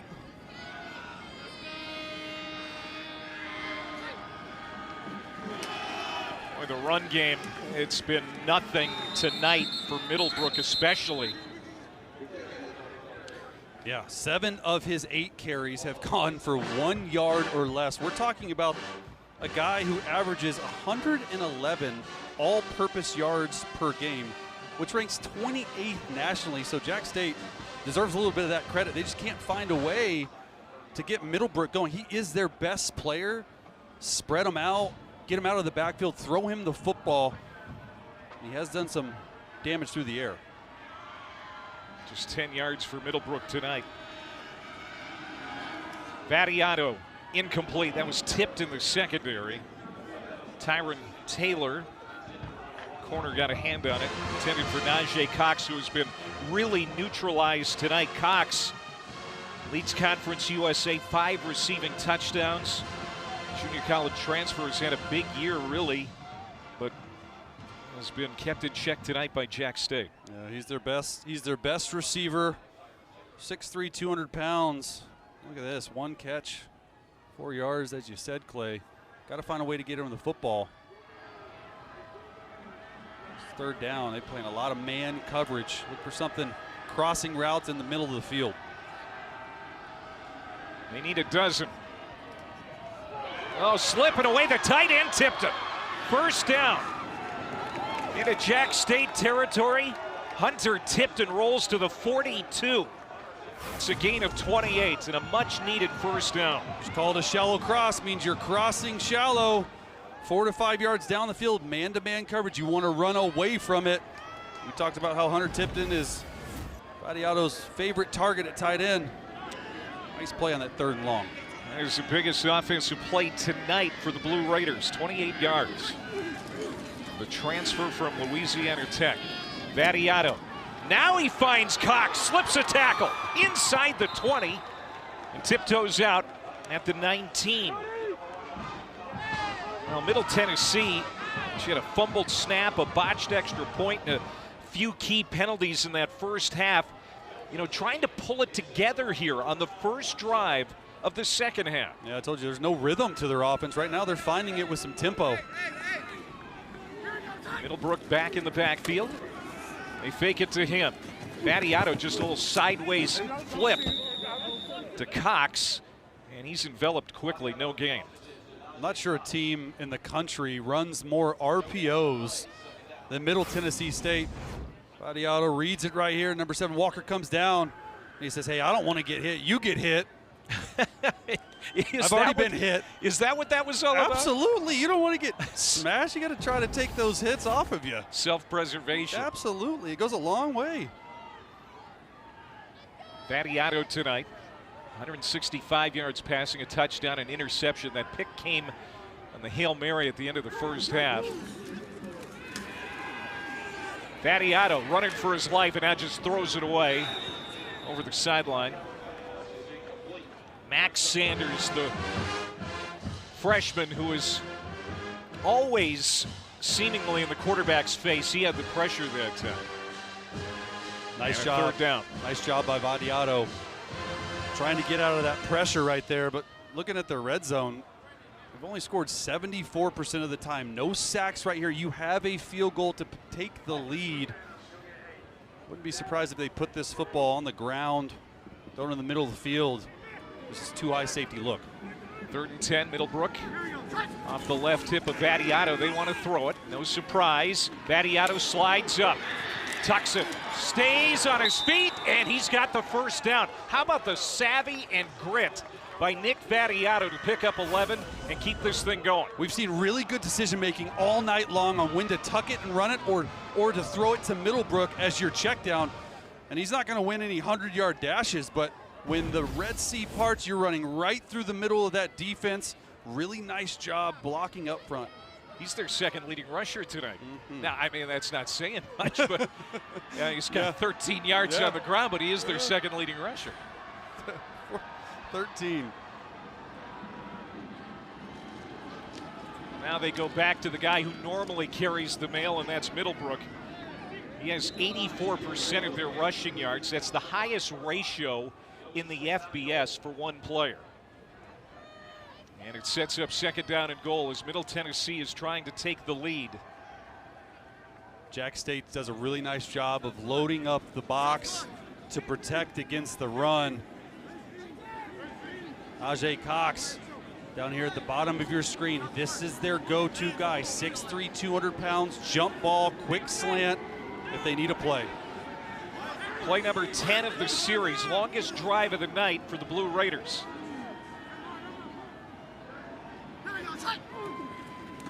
Second and goal, Vattiato again, he's gonna run. Down to the 2.5. Joe gets the quarterback down to the turf. 3rd down. You're going to see Cox on a slant route, exactly what we were talking about. Comes open, let that ball go right there. He's looking at it. Windows and zones are tighter down here in the red zone. He is wide open, Clay. You see him in the red zone. 10 red zone targets, 5 red zone touchdowns. I'm going to him again. He's 6'3", 196. He totally boxed the defender out like a basketball player. They got him to the field this time, one-on-one. Top of your screen right here. 3rd and goal.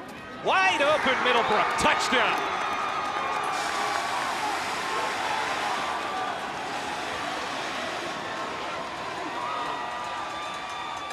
Another drive that is paid off in the red zone, and Middle Tennessee may decide to go for 2 here.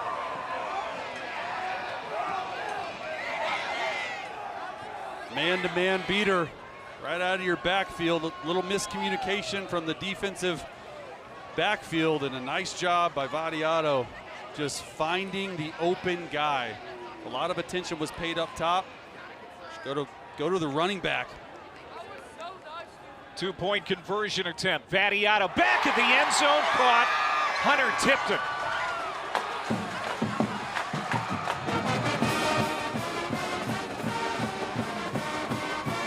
This is a team trying to get over the hump. Middle Tennessee. First receiving touchdown of the year for Middlebrook. And it's a 7-point lead for the Blue Raiders.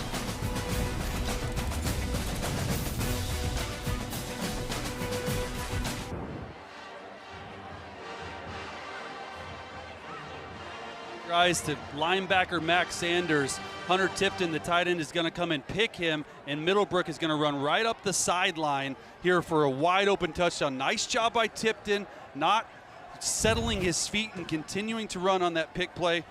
What a throw. Middle Tennessee in the midst of its longest conference losing streak in the past 30 years. They've lost 6 CUSA games going back to last year.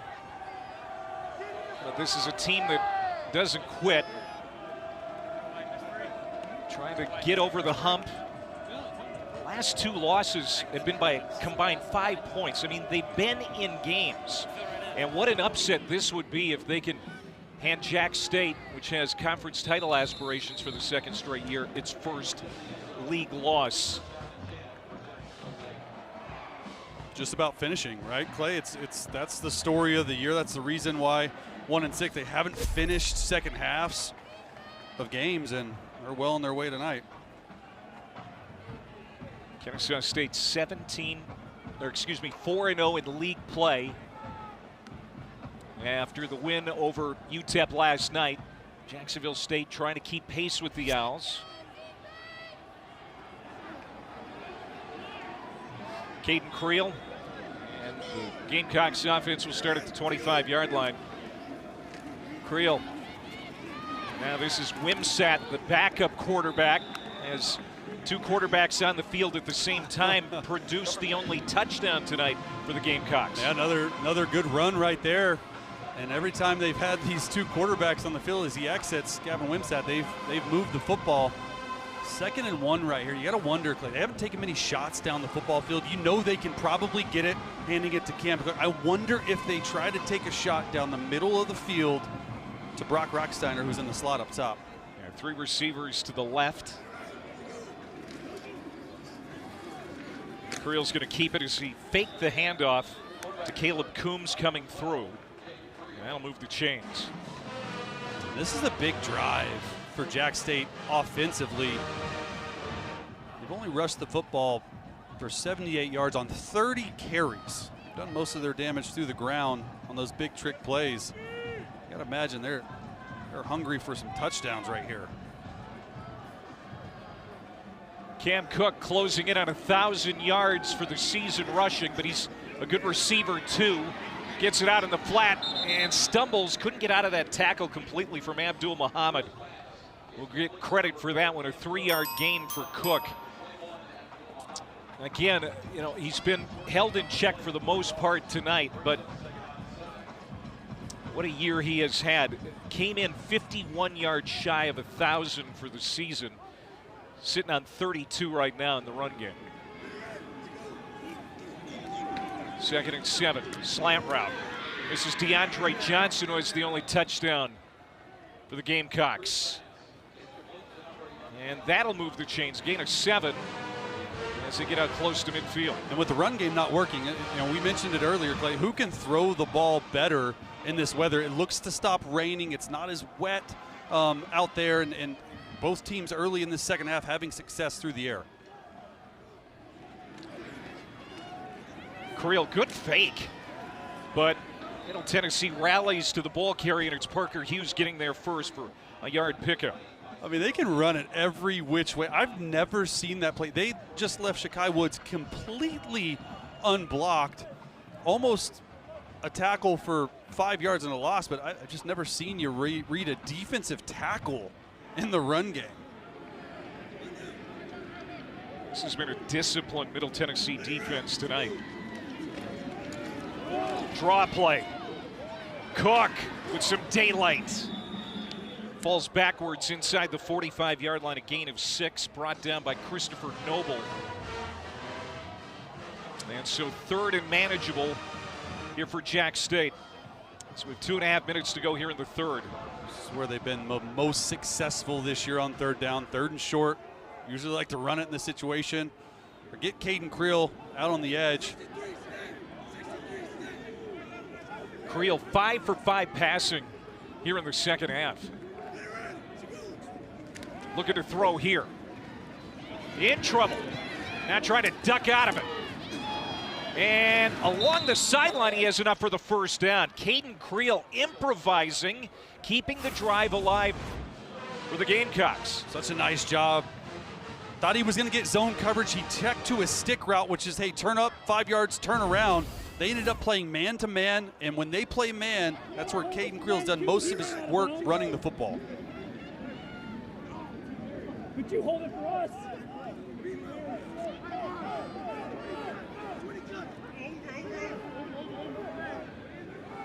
Cam Cook 13 yards away from 1,000.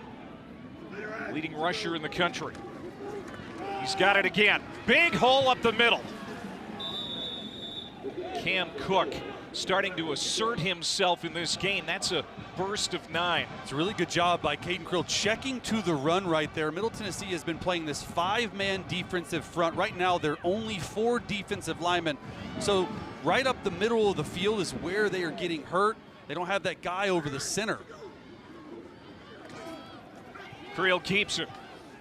Spins ahead, and that'll do it. Another first down for the Jack State quarterback, Caden Creel, like he has been known to do this year, getting it done with his feet more than through the air. With that said, though, he's been really efficient passing the football here in the second half. Yeah, Caden Creel, 9 of 13, 47 yards. Stats aren't going to wow you, but it's been 3rd down completions that have moved the chains. And this, Clay, looks like a Jack State drive where, hey, 5 yards on 1st down, 4 yards on 2nd down. Let's get a 3rd down. Repeat, rinse and repeat. That's what they've done all year. 10th play of the drive, longest of the night for Jack State. Play fake. Recksteiner on the tunnel screen. Recksteiner has a block inside the 15 for the future WWE star. 14-yard pickup, and the Gamecocks are knocking on the door. That might be the last play of the 3rd quarter. There's a guy that someday is going to look like he's dressing up for Halloween all year long. Yes. That's going to be his profession someday, joining the family business. We'll talk more about Recksteiner's career path when we come back.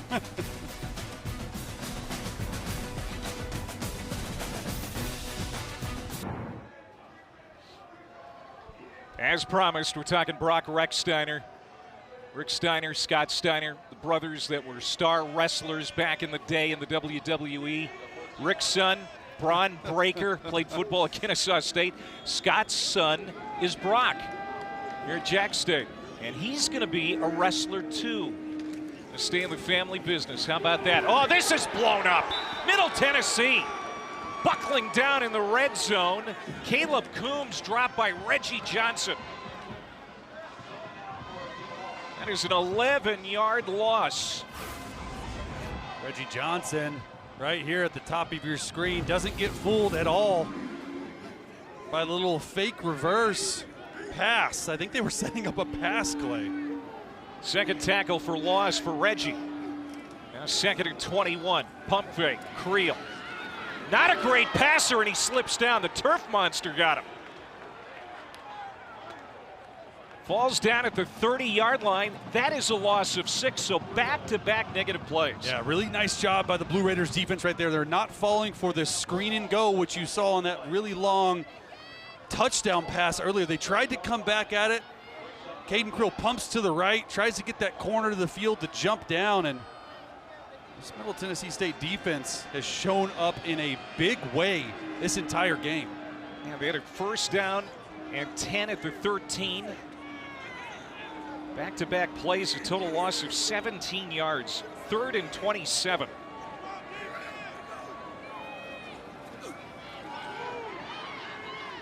Low throw. Again, under heavy pressure was Creel. And it's 4th down, and we'll see if Jack State can come away with anything on this drive. Anthony Bynum right in the grill of Creel. Trying to set up a screen. Nice job not taking a sack. That's the only thing you could not do in that situation. And we'll see more of that 2 quarterback. Jack State has been coming away with points over 90% of the time this season in the red zone. Best in CUSA. But a couple of negative plays there. See if this backs Ripa out of field goal range. This is a fairly long field goal, 47-yard attempt. And he got it. Garrison Ripa, sophomore from Georgia, as Jack State salvages 3 on the drive.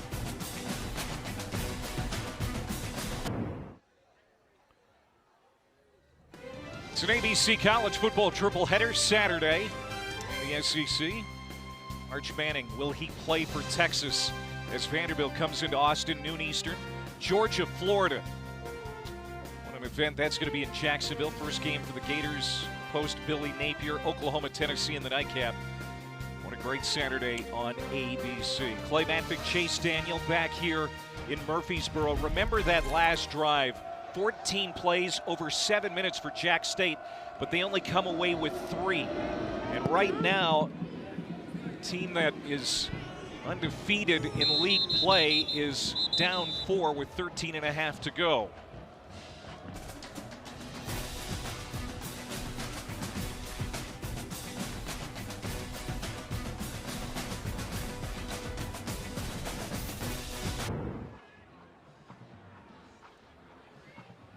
Nick Vattiato in Middle Tennessee trying to end a 4-game losing streak.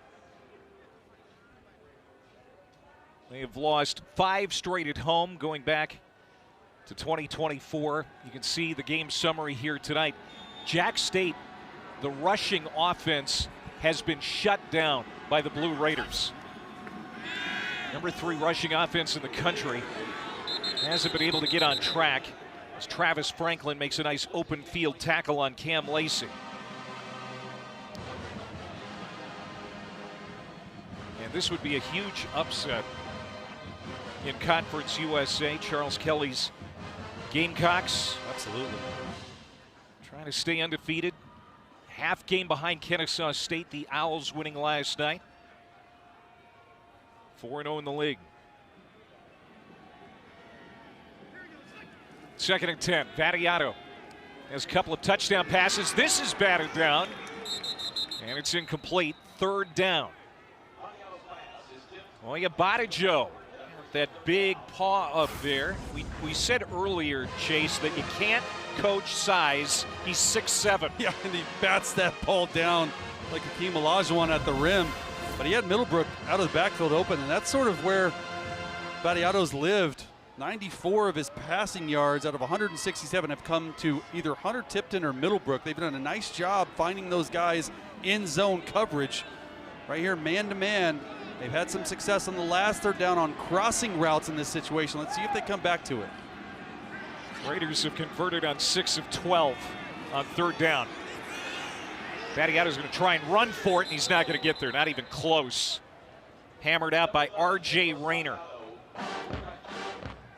Yeah, that play just took too long to develop down the field.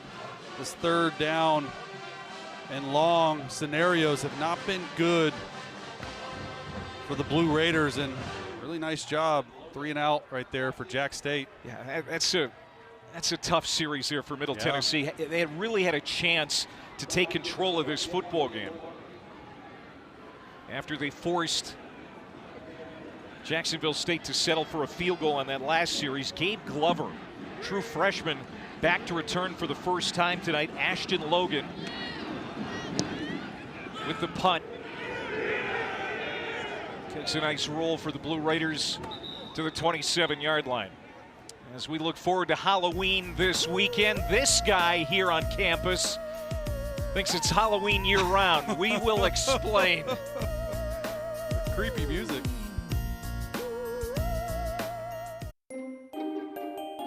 ESPN College Football Primetime is presented by Ram, official sponsor of the College Football Playoff. As we get ready for Halloween on Friday, in that spirit, we want you to meet MTSU Batman. Yes, keeping all the students here on campus safe. He is a student himself here at Middle Tennessee. He wants to remain anonymous. He's kind of the unofficial mascot here, and he does this, and I'm not making this up, year-round. This is not just a Halloween thing. He stays in costume year-round and patrols the campus. That looks like a legit costume as well. Oh, no, it's real. About as good as you can get. As Cam Cook is now over 1,000 yards rushing for the season with that carry. And by the way, we asked him if he has a Batmobile. He says no. He just gets around campus on a scooter. Scooter. Yeah, scooter. He would have been here tonight, but he said he had to cram for a test. So we wish him well on that. The Bat Scooter. Nation's leading rusher Cam Cook over 1,000 now on the season. Jack State undefeated in league play. They're behind by 4. An offense that has sputtered at times tonight. Caden Creel, 2-0 as the Gamecock starter, being chased to the sideline by Malaki Donaldson. And now 3rd down and long. A loss of 7. You got to throw that one away if you're Caden Creel. You cannot lose 7 when you're in 2nd and short and they go for the pass and doesn't get it. Just a nice play right there. 3rd and 10. Creel, not a great passer, throws it downfield. Looking for Johnson, and he made the catch. DeAndre Johnson, his 2nd big play tonight. DeAndre Johnson, you're going to wind up on You Got Mossed. McDonald. Wow. 6'8".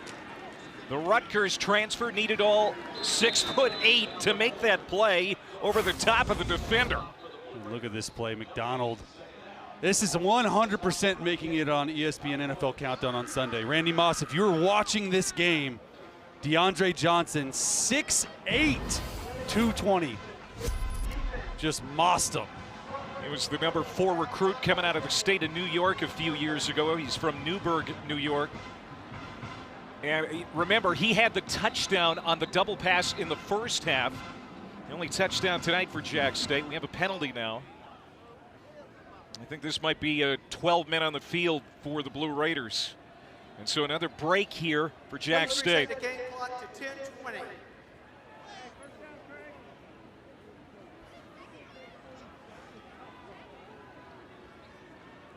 So 1st down and 5 at the 30-yard line. Johnson has 101 yards on 3 catches. 6'8" play. Doing it again. Creel. Johnson. Corner. Nope, incomplete. Was pretty well positioned there. Jackson Lowe, the cornerback. Redshirt freshman, didn't give Johnson a lot of room to work with. Now he makes the catch, but he didn't get a foot down. See that right foot come out of bounds. Left foot sort of bounces off twice. They're just going back to the well. Oh, it was so close. He sort of bobbled it. He had the left foot down, but didn't have the ball in hand. One-on-one outside. Why not try it again? That was some good arm talent by Creel. Yeah. They may be looking at this again. Play of an incomplete pass is under review. So that's what I sort of thought it live. He sort of double catches it, and his left foot is down on the first catch, but it looked to me the ball came up, and then his right foot landed out of bounds. They saw something here they want to check out. Looks like he catches it right hand on. Ooh. Does he have full control of it with that left foot down? He might. It didn't look like he caught it clean live, but this No. is saying a different story. Eric Toe is our replay official. And the hands, the fingers are moving to try and secure. You see the hands moving off, the fingers moving off. I mean, this is going to be close. Eric Toe is our replay official, and it might come down to the toe on that left foot. The big toe, was it still down Seriously. on the blue turf? And you're 6'8". I mean, this would be a backbreaker for Middle Tennessee because you've given up nothing through the air except trick plays, and then the last two plays. And then, of course, he has to maintain possession all the way through, and I think he does. I think he does. If this is reversed, it's a 30-yard touchdown, and it completely changes the complexion of this game. So this will be a good view to see if he After maintains control. Review, the receiver possessed the ball with his left foot in the end zone and survived the ground. Touchdown. Wow. Back-to-back plays. How about it? DeAndre Johnson has emerged of the new MVP of this football game. Clay, he had 5 catches for 73 yards on the season coming in. And tonight, 4 catches over 100 yards and 2 touchdowns. How about that? Didn't get much playing time at Rutgers, transfers here for a change of scenery, and he has had a career night. This to make it a 3-point game. Garrison Ripa splits the uprights. It's 17-14 with a hair over 10 minutes to go. Boy, has this game spun around in Jack State's favor.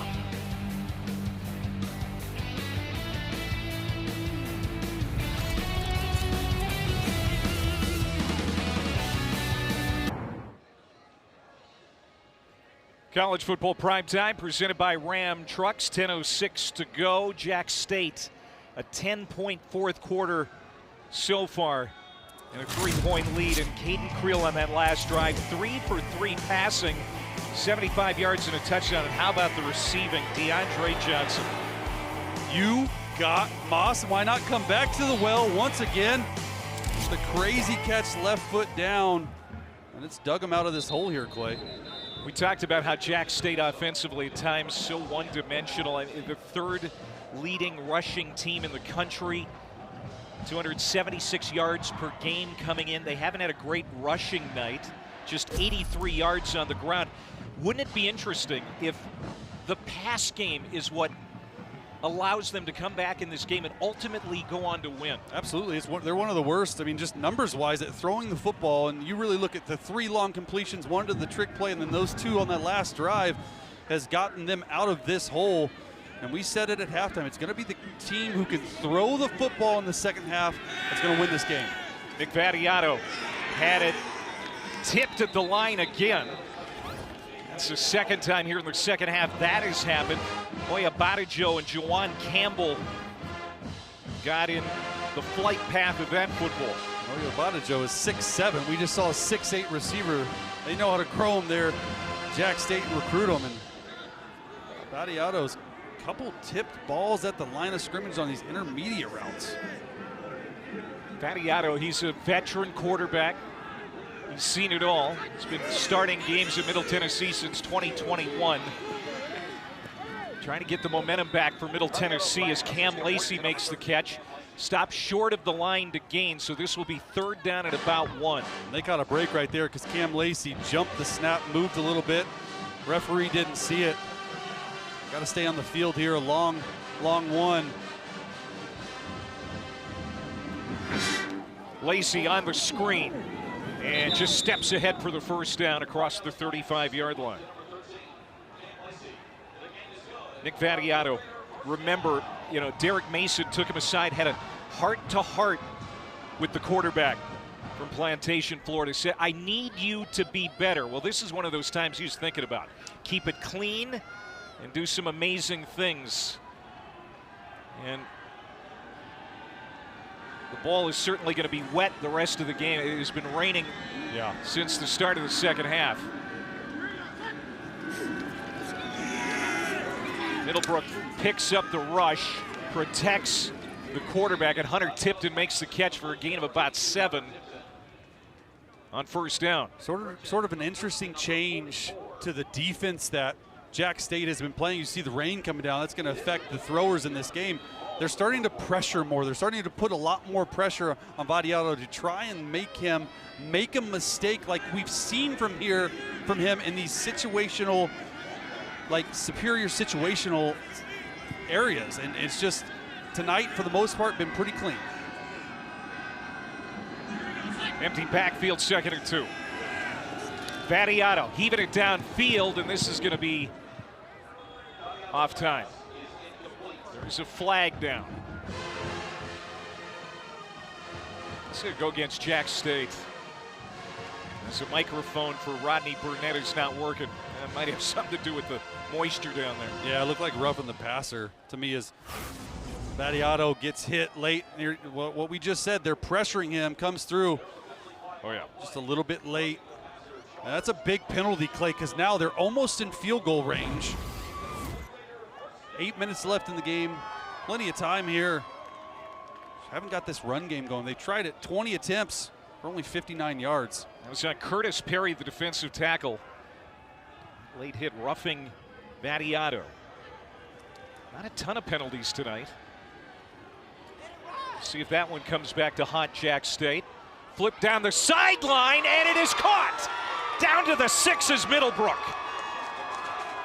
Such a good receiver, the running back, Ja'Kale Middlebrook. Give him 34, and Middle Tennessee has it first down and goal. Nice job with the play action, and then going to your left. I cannot tell you how difficult a throw this is to not only complete the pass, but to lead your receiver. Going with tempo. Now Middlebrook on the ground. Race to the pylon, he gets there. Touchdown, Blue Raiders.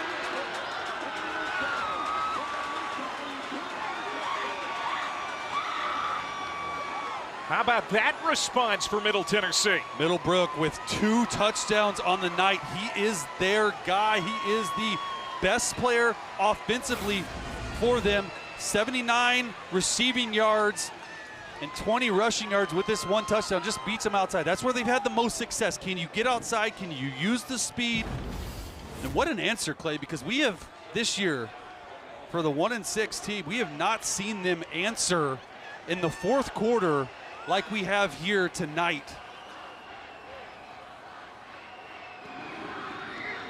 We saw a botched extra point earlier tonight. That one was clean. And Middlebrook, his 2nd touchdown, this on the ground. Escaping the pocket to your left and throwing to a running back of all people outside of the pocket is so difficult to do when you're moving to the left to make sure the football does not sail out of bounds because you're moving that way full speed. Such a nice throw. Nick Vattiato, I'm telling you, for everything that we've said, and Derek Mason talked about this heart-to-heart as you mentioned, this dude has answered the call tonight time and time again. 221 passing yards, 2 through the air too.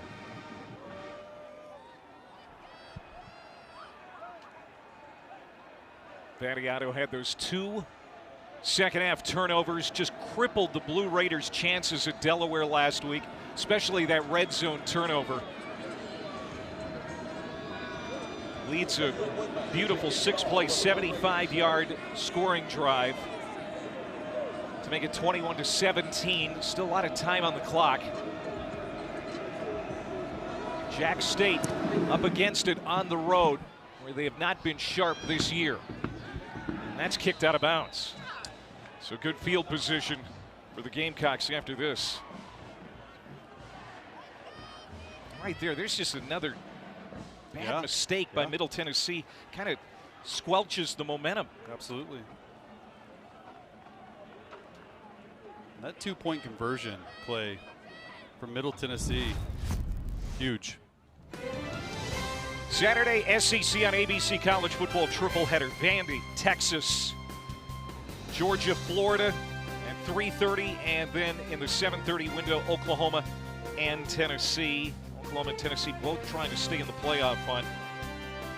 Vols coach Josh Heupel, of course, he led the Sooners to a national title in 2000. Now coaching against the Sooners. Yeah, it'll be a good fun game to watch in the evening time. Both those quarterbacks are good. Cam Cook spinning out of a tackle, gets loose, coming to the near sideline, midfield. Cuts it back, 35, still on his feet, and finally hammered down from behind inside the 25-yard line. Cam Cook, his best rush of the night, 42 yards for the nation's leading rusher. I counted at least four missed tackles by Middle Tennessee, and you see here 32, tied most in the FBS entering tonight. And this is a guy who we talked about earlier. He gets going later in the game, sort of been held in check all game long, now up to 89 yards rushing. Yeah, just when you think Middle Tennessee has figured out Cam Cook, he does that. Gavin Wimsatt out on the field now. At quarterback, he'll pitch it to Creel. Creel throwing to the end zone, looking for Johnson again, incomplete. We saw that work in the first half. Wimsatt to Creel to Johnson, and that comes up empty. Creel's gonna want that one back. You gotta release this a little bit earlier. He's got 2 steps on him. Just trickery 4 or 5 times tonight with that 2 quarterback package. Honestly, it's been working pretty well. Yes, absolutely.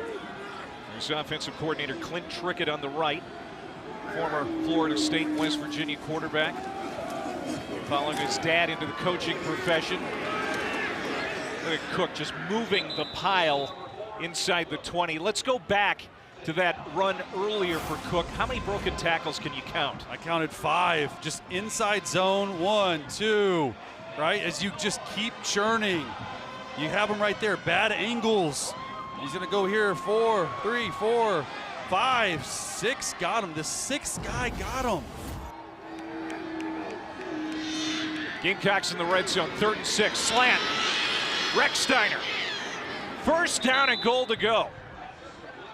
Brock Rechsteiner, senior, gives him 10. Both offenses exploding here in this 4th quarter. Finally some rhythm. They're playing with a lot of up-tempo. It's really helped both offenses. And this pass game, Clay, is the story of the night, and they don't even have the best rusher in the country over 100 yards yet, which I'm sure he'll get. He's at 93 right now. Two tight ends to the near side, Hamsley and Baldwin. Creel fakes the pitch and now just looking for real estate up the middle, nothing there. Remember last time Jack State was in the red zone, 2 negative plays going backward. They're not taking that chance here. They're keeping the football on the ground. First in Conference USA in red zone touchdown percentage. Rechsteiner on the end around. Look at that. Just muscling his way to the 3-yard line.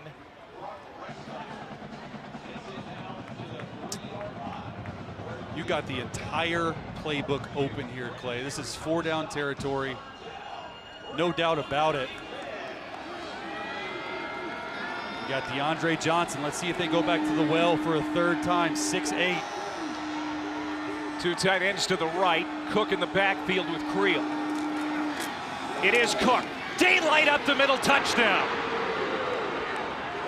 Cam Cook goes over 1,000 yards rushing tonight. That is his first rushing touchdown of the game, his 11th of the year. And the Gamecocks are back out in front. What an answer, huh? from this offense. Slow start the first 3 quarters, clawing their way back into this. This is an important extra point for Ripa. And he buries it. And Jack State back up by a field goal.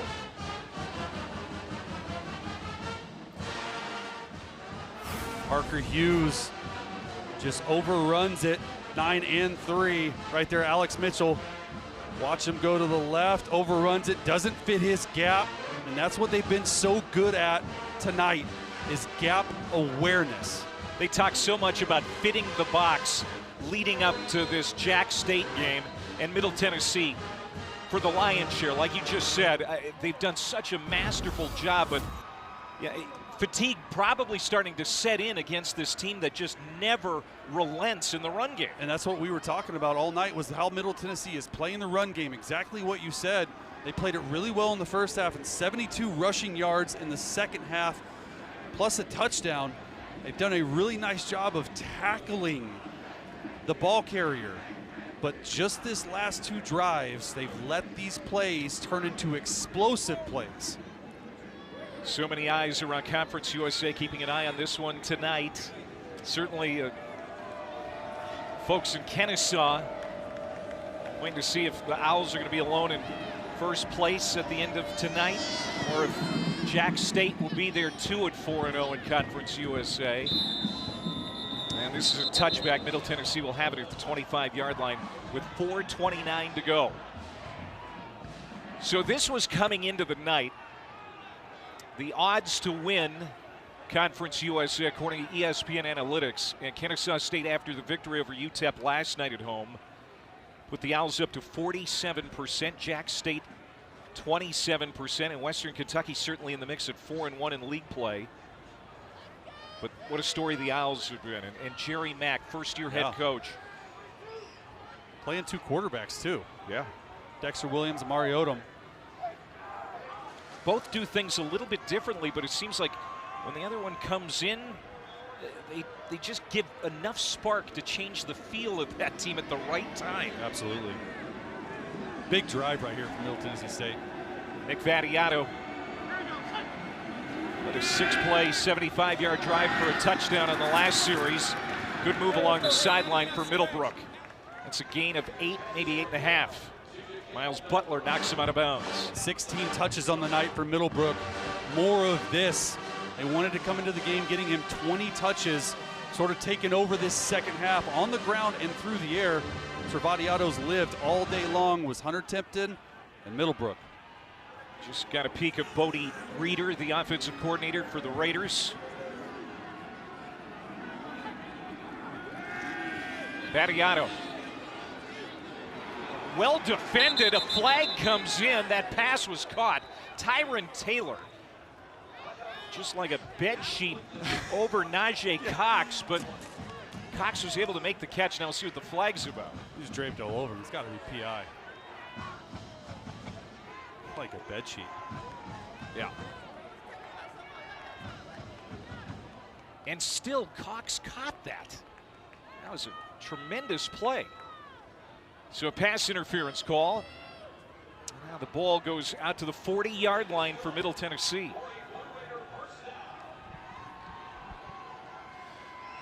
You gotta imagine too here, clock starts to become a little bit of an issue for both teams here. Plenty of time, right? 3:54, but can you move the football down the field by using up some of this clock? Swinging it out, here's Cam Lacey.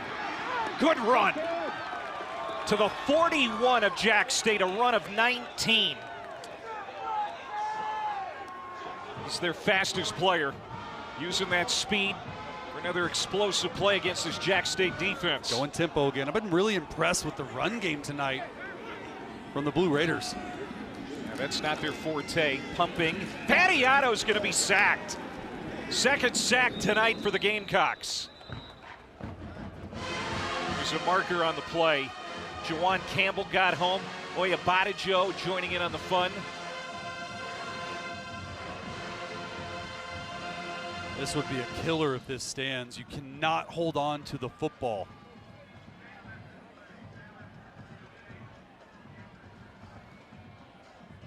Block below the waist against Middle Tennessee. There's Derek Mason just perplexed again. It was on Jaquale Middlebrook, the running back. Just another brutal penalty we saw in the first half on the 2-minute drive. We're gonna watch the running back come over, chop block.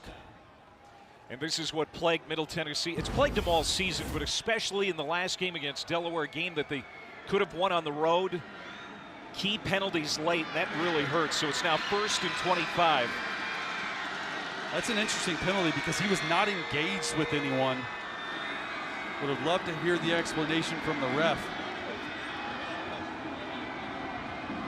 I mean, Burnett's mic not working down in the field as the rain has stopped for the time being. From the 44-yard line of Middle Tennessee, Battiato going for Cox, double coverage. Incomplete.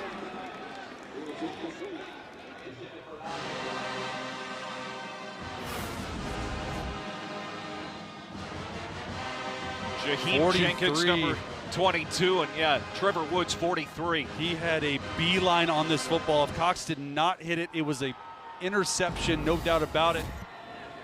Battiato's just staring his receiver down. Now Cox is on the sideline, limping a bit. That ends a streak of 6 straight completions for Battiato.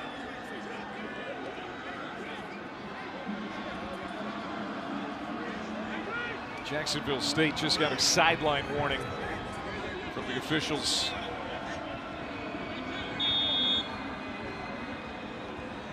Each team with their full complement of timeouts. 2:53 to go. Middle Tennessee down 3 with the football. 2nd and 25. Battiato running for his life. Threw it down. Jack State thinks the ball is alive. Thought I heard a whistle. Isaac Walker was in hot pursuit of Battiato, who just did a shovel pass to get the incompletion. It was clearly a forward incomplete pass, just trying to shovel it away. Yeah, it's incomplete. Getting out of the pocket here. Good job not taking the sack.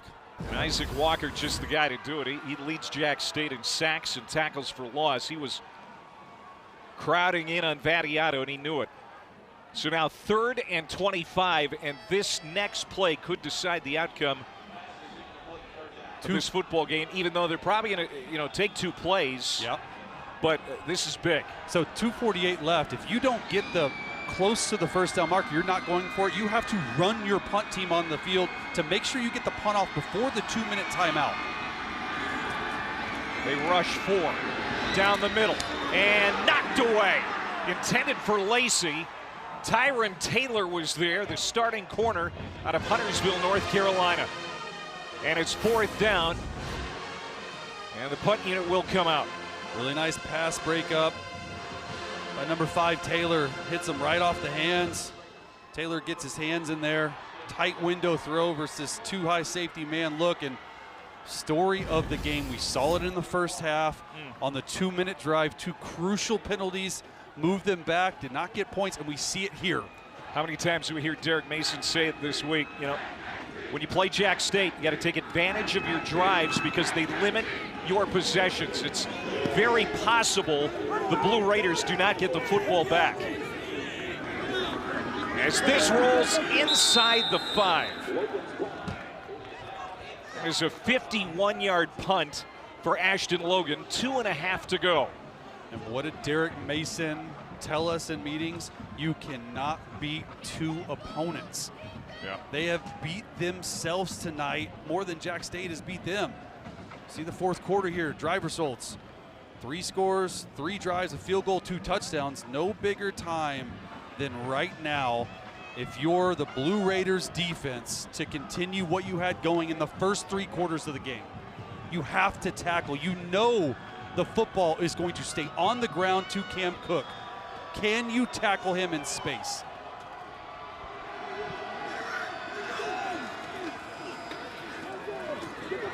They do there. There wasn't much space at all. slams into the line, picks up a yard. Parker Hughes meets him. Smart use of timeout there by Derek Mason.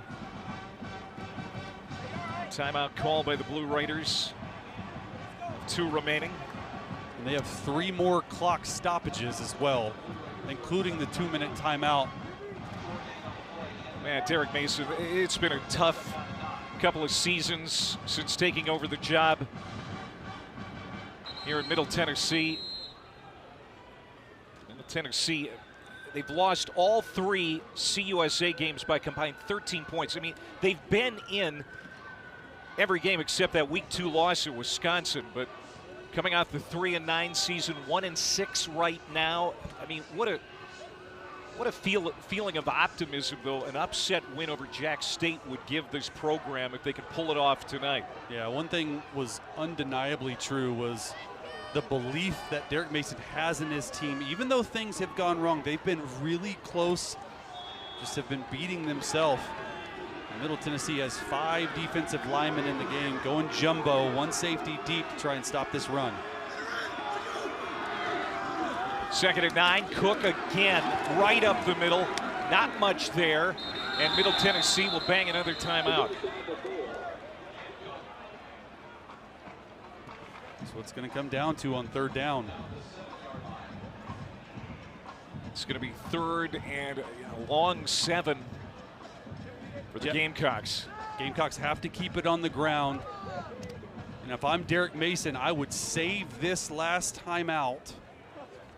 Take it down to the 2-minute timeout so you do have a timeout in hand for your 2-minute drive. That's if they get a stop here. And up until, this 4th quarter, I would have said, this doesn't bode well for Jack State to have to, or for Middle Tennessee to have to find some offense because it just wasn't working very well. But it has shown some spark here in the 2nd half, especially Vattiato and the veteran leadership that he has shown at quarterback. Absolutely. And if you're being aggressive here, on Jack State, and you see Middle Tennessee load this box, do you take a chance to your 6'8" receiver for a one-on-one play up top? It's Creel trying to win a race to the outside, stays on his feet, and he's not going to get the 1st down yardage needed. As Mitchell and Hughes combine on the stop.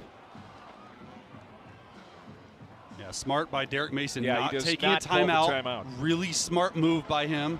Let it go down to the 2-minute timeout. Save it for your offensive drive when you know you're going to be in 4 downs.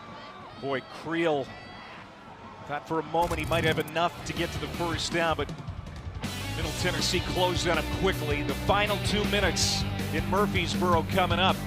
It's turning into a dandy here late in CUSA.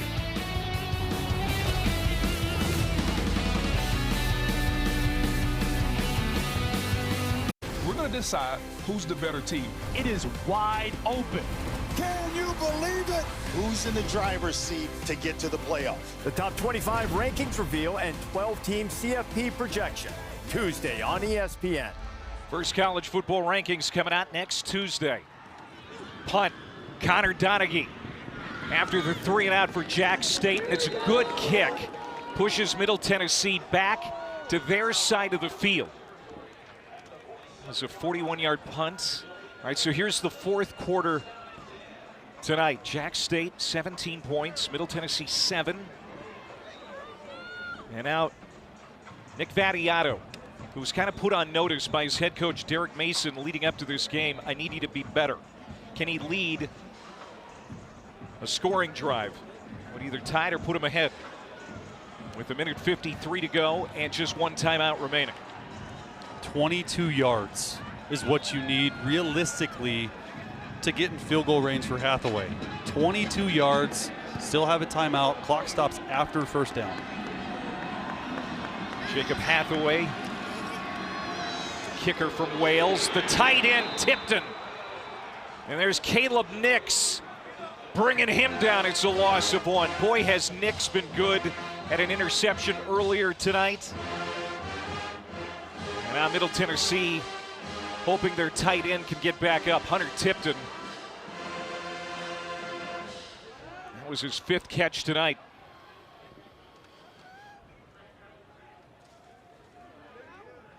They got the wind knocked out of him. Caleb Nix shot out of a cannon. Caleb Nix had a scoop and score touchdown in the Gamecocks' last game, an interception at the end of the first half tonight. That tackle on Tipton to make it 2nd down and long. It's coming from the middle of the football field. Nice play. Looks like he landed on the ball. Of course, Caleb Nix, his dad Patrick, his brother Bo, the Broncos quarterback.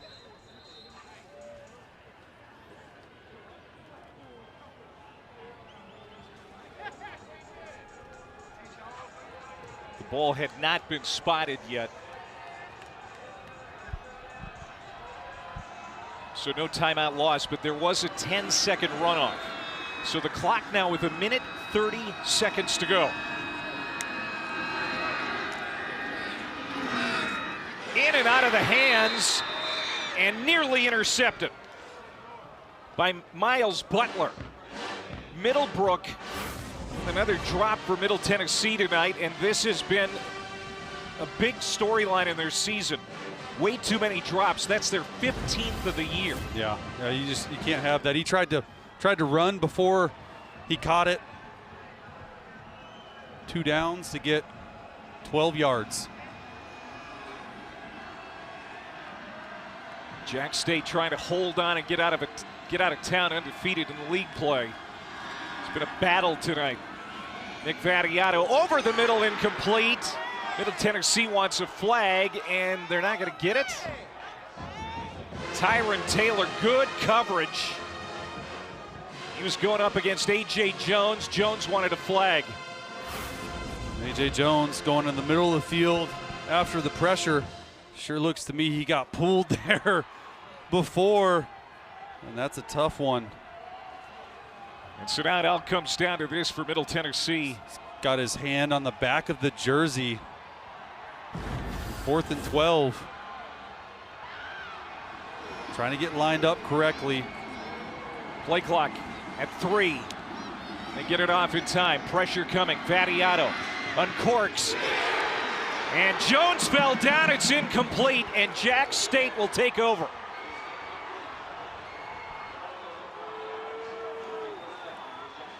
Cox not happy right there. A.J. Jones, number 6. They're trying to run a deep cut route. Deep in route, excuse me. Cox is just full of emotion. Thought he was open right there. And the bottom of your screen, you're going to go up, you're going to run in and watch him the whole time because he just slips and falls down. Oh, Vattiato is trying his best to anticipate the throw, and it's just, we've said it 100 times, Clay. They are hurting themselves. Penalties, different miscues, drop snaps, a turnover.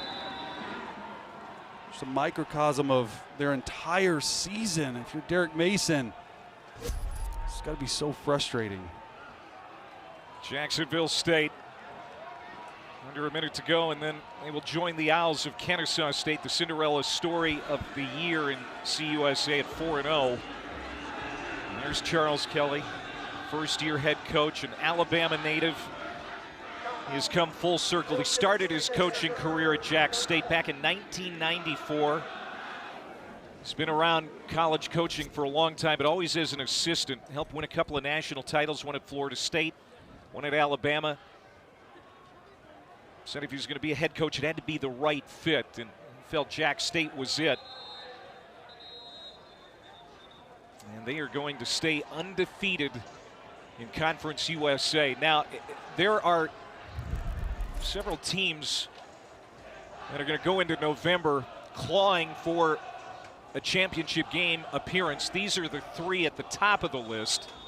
Kennesaw State at 4-0, Jack State soon to be 4-0, and Western Kentucky already 4-1. You see the schedules remaining, and I would say that Jack State arguably has the toughest games remaining. Yeah. Because they host Kennesaw State. That could decide Conference USA. Also play Western Kentucky, but that's also a home game. Another game that could decide the league title, the regular season finale. So Middle Tennessee, a valiant effort tonight, but Derek Mason's team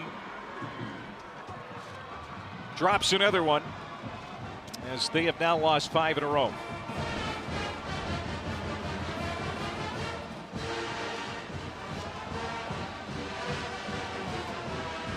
Well, the rushing attack for Jack State, not quite what we're used to, just 136 yards on the ground. Middle Tennessee fit the run really well tonight, but Jack State was creative. A real tip of the hat to Clint Trickett, the offensive coordinator, for finding unique ways to get in the end zone. The 2 quarterback package worked. That's their lowest output of the year, rushing the football with 136 yards, and this is a huge win. You look forward to the schedule like we just did. You cannot look past this UTEP team who gave it all to Kennesaw State, but to stay undefeated in conference play is a huge, huge plus for Jack State, and that guy right there, what a job he's done.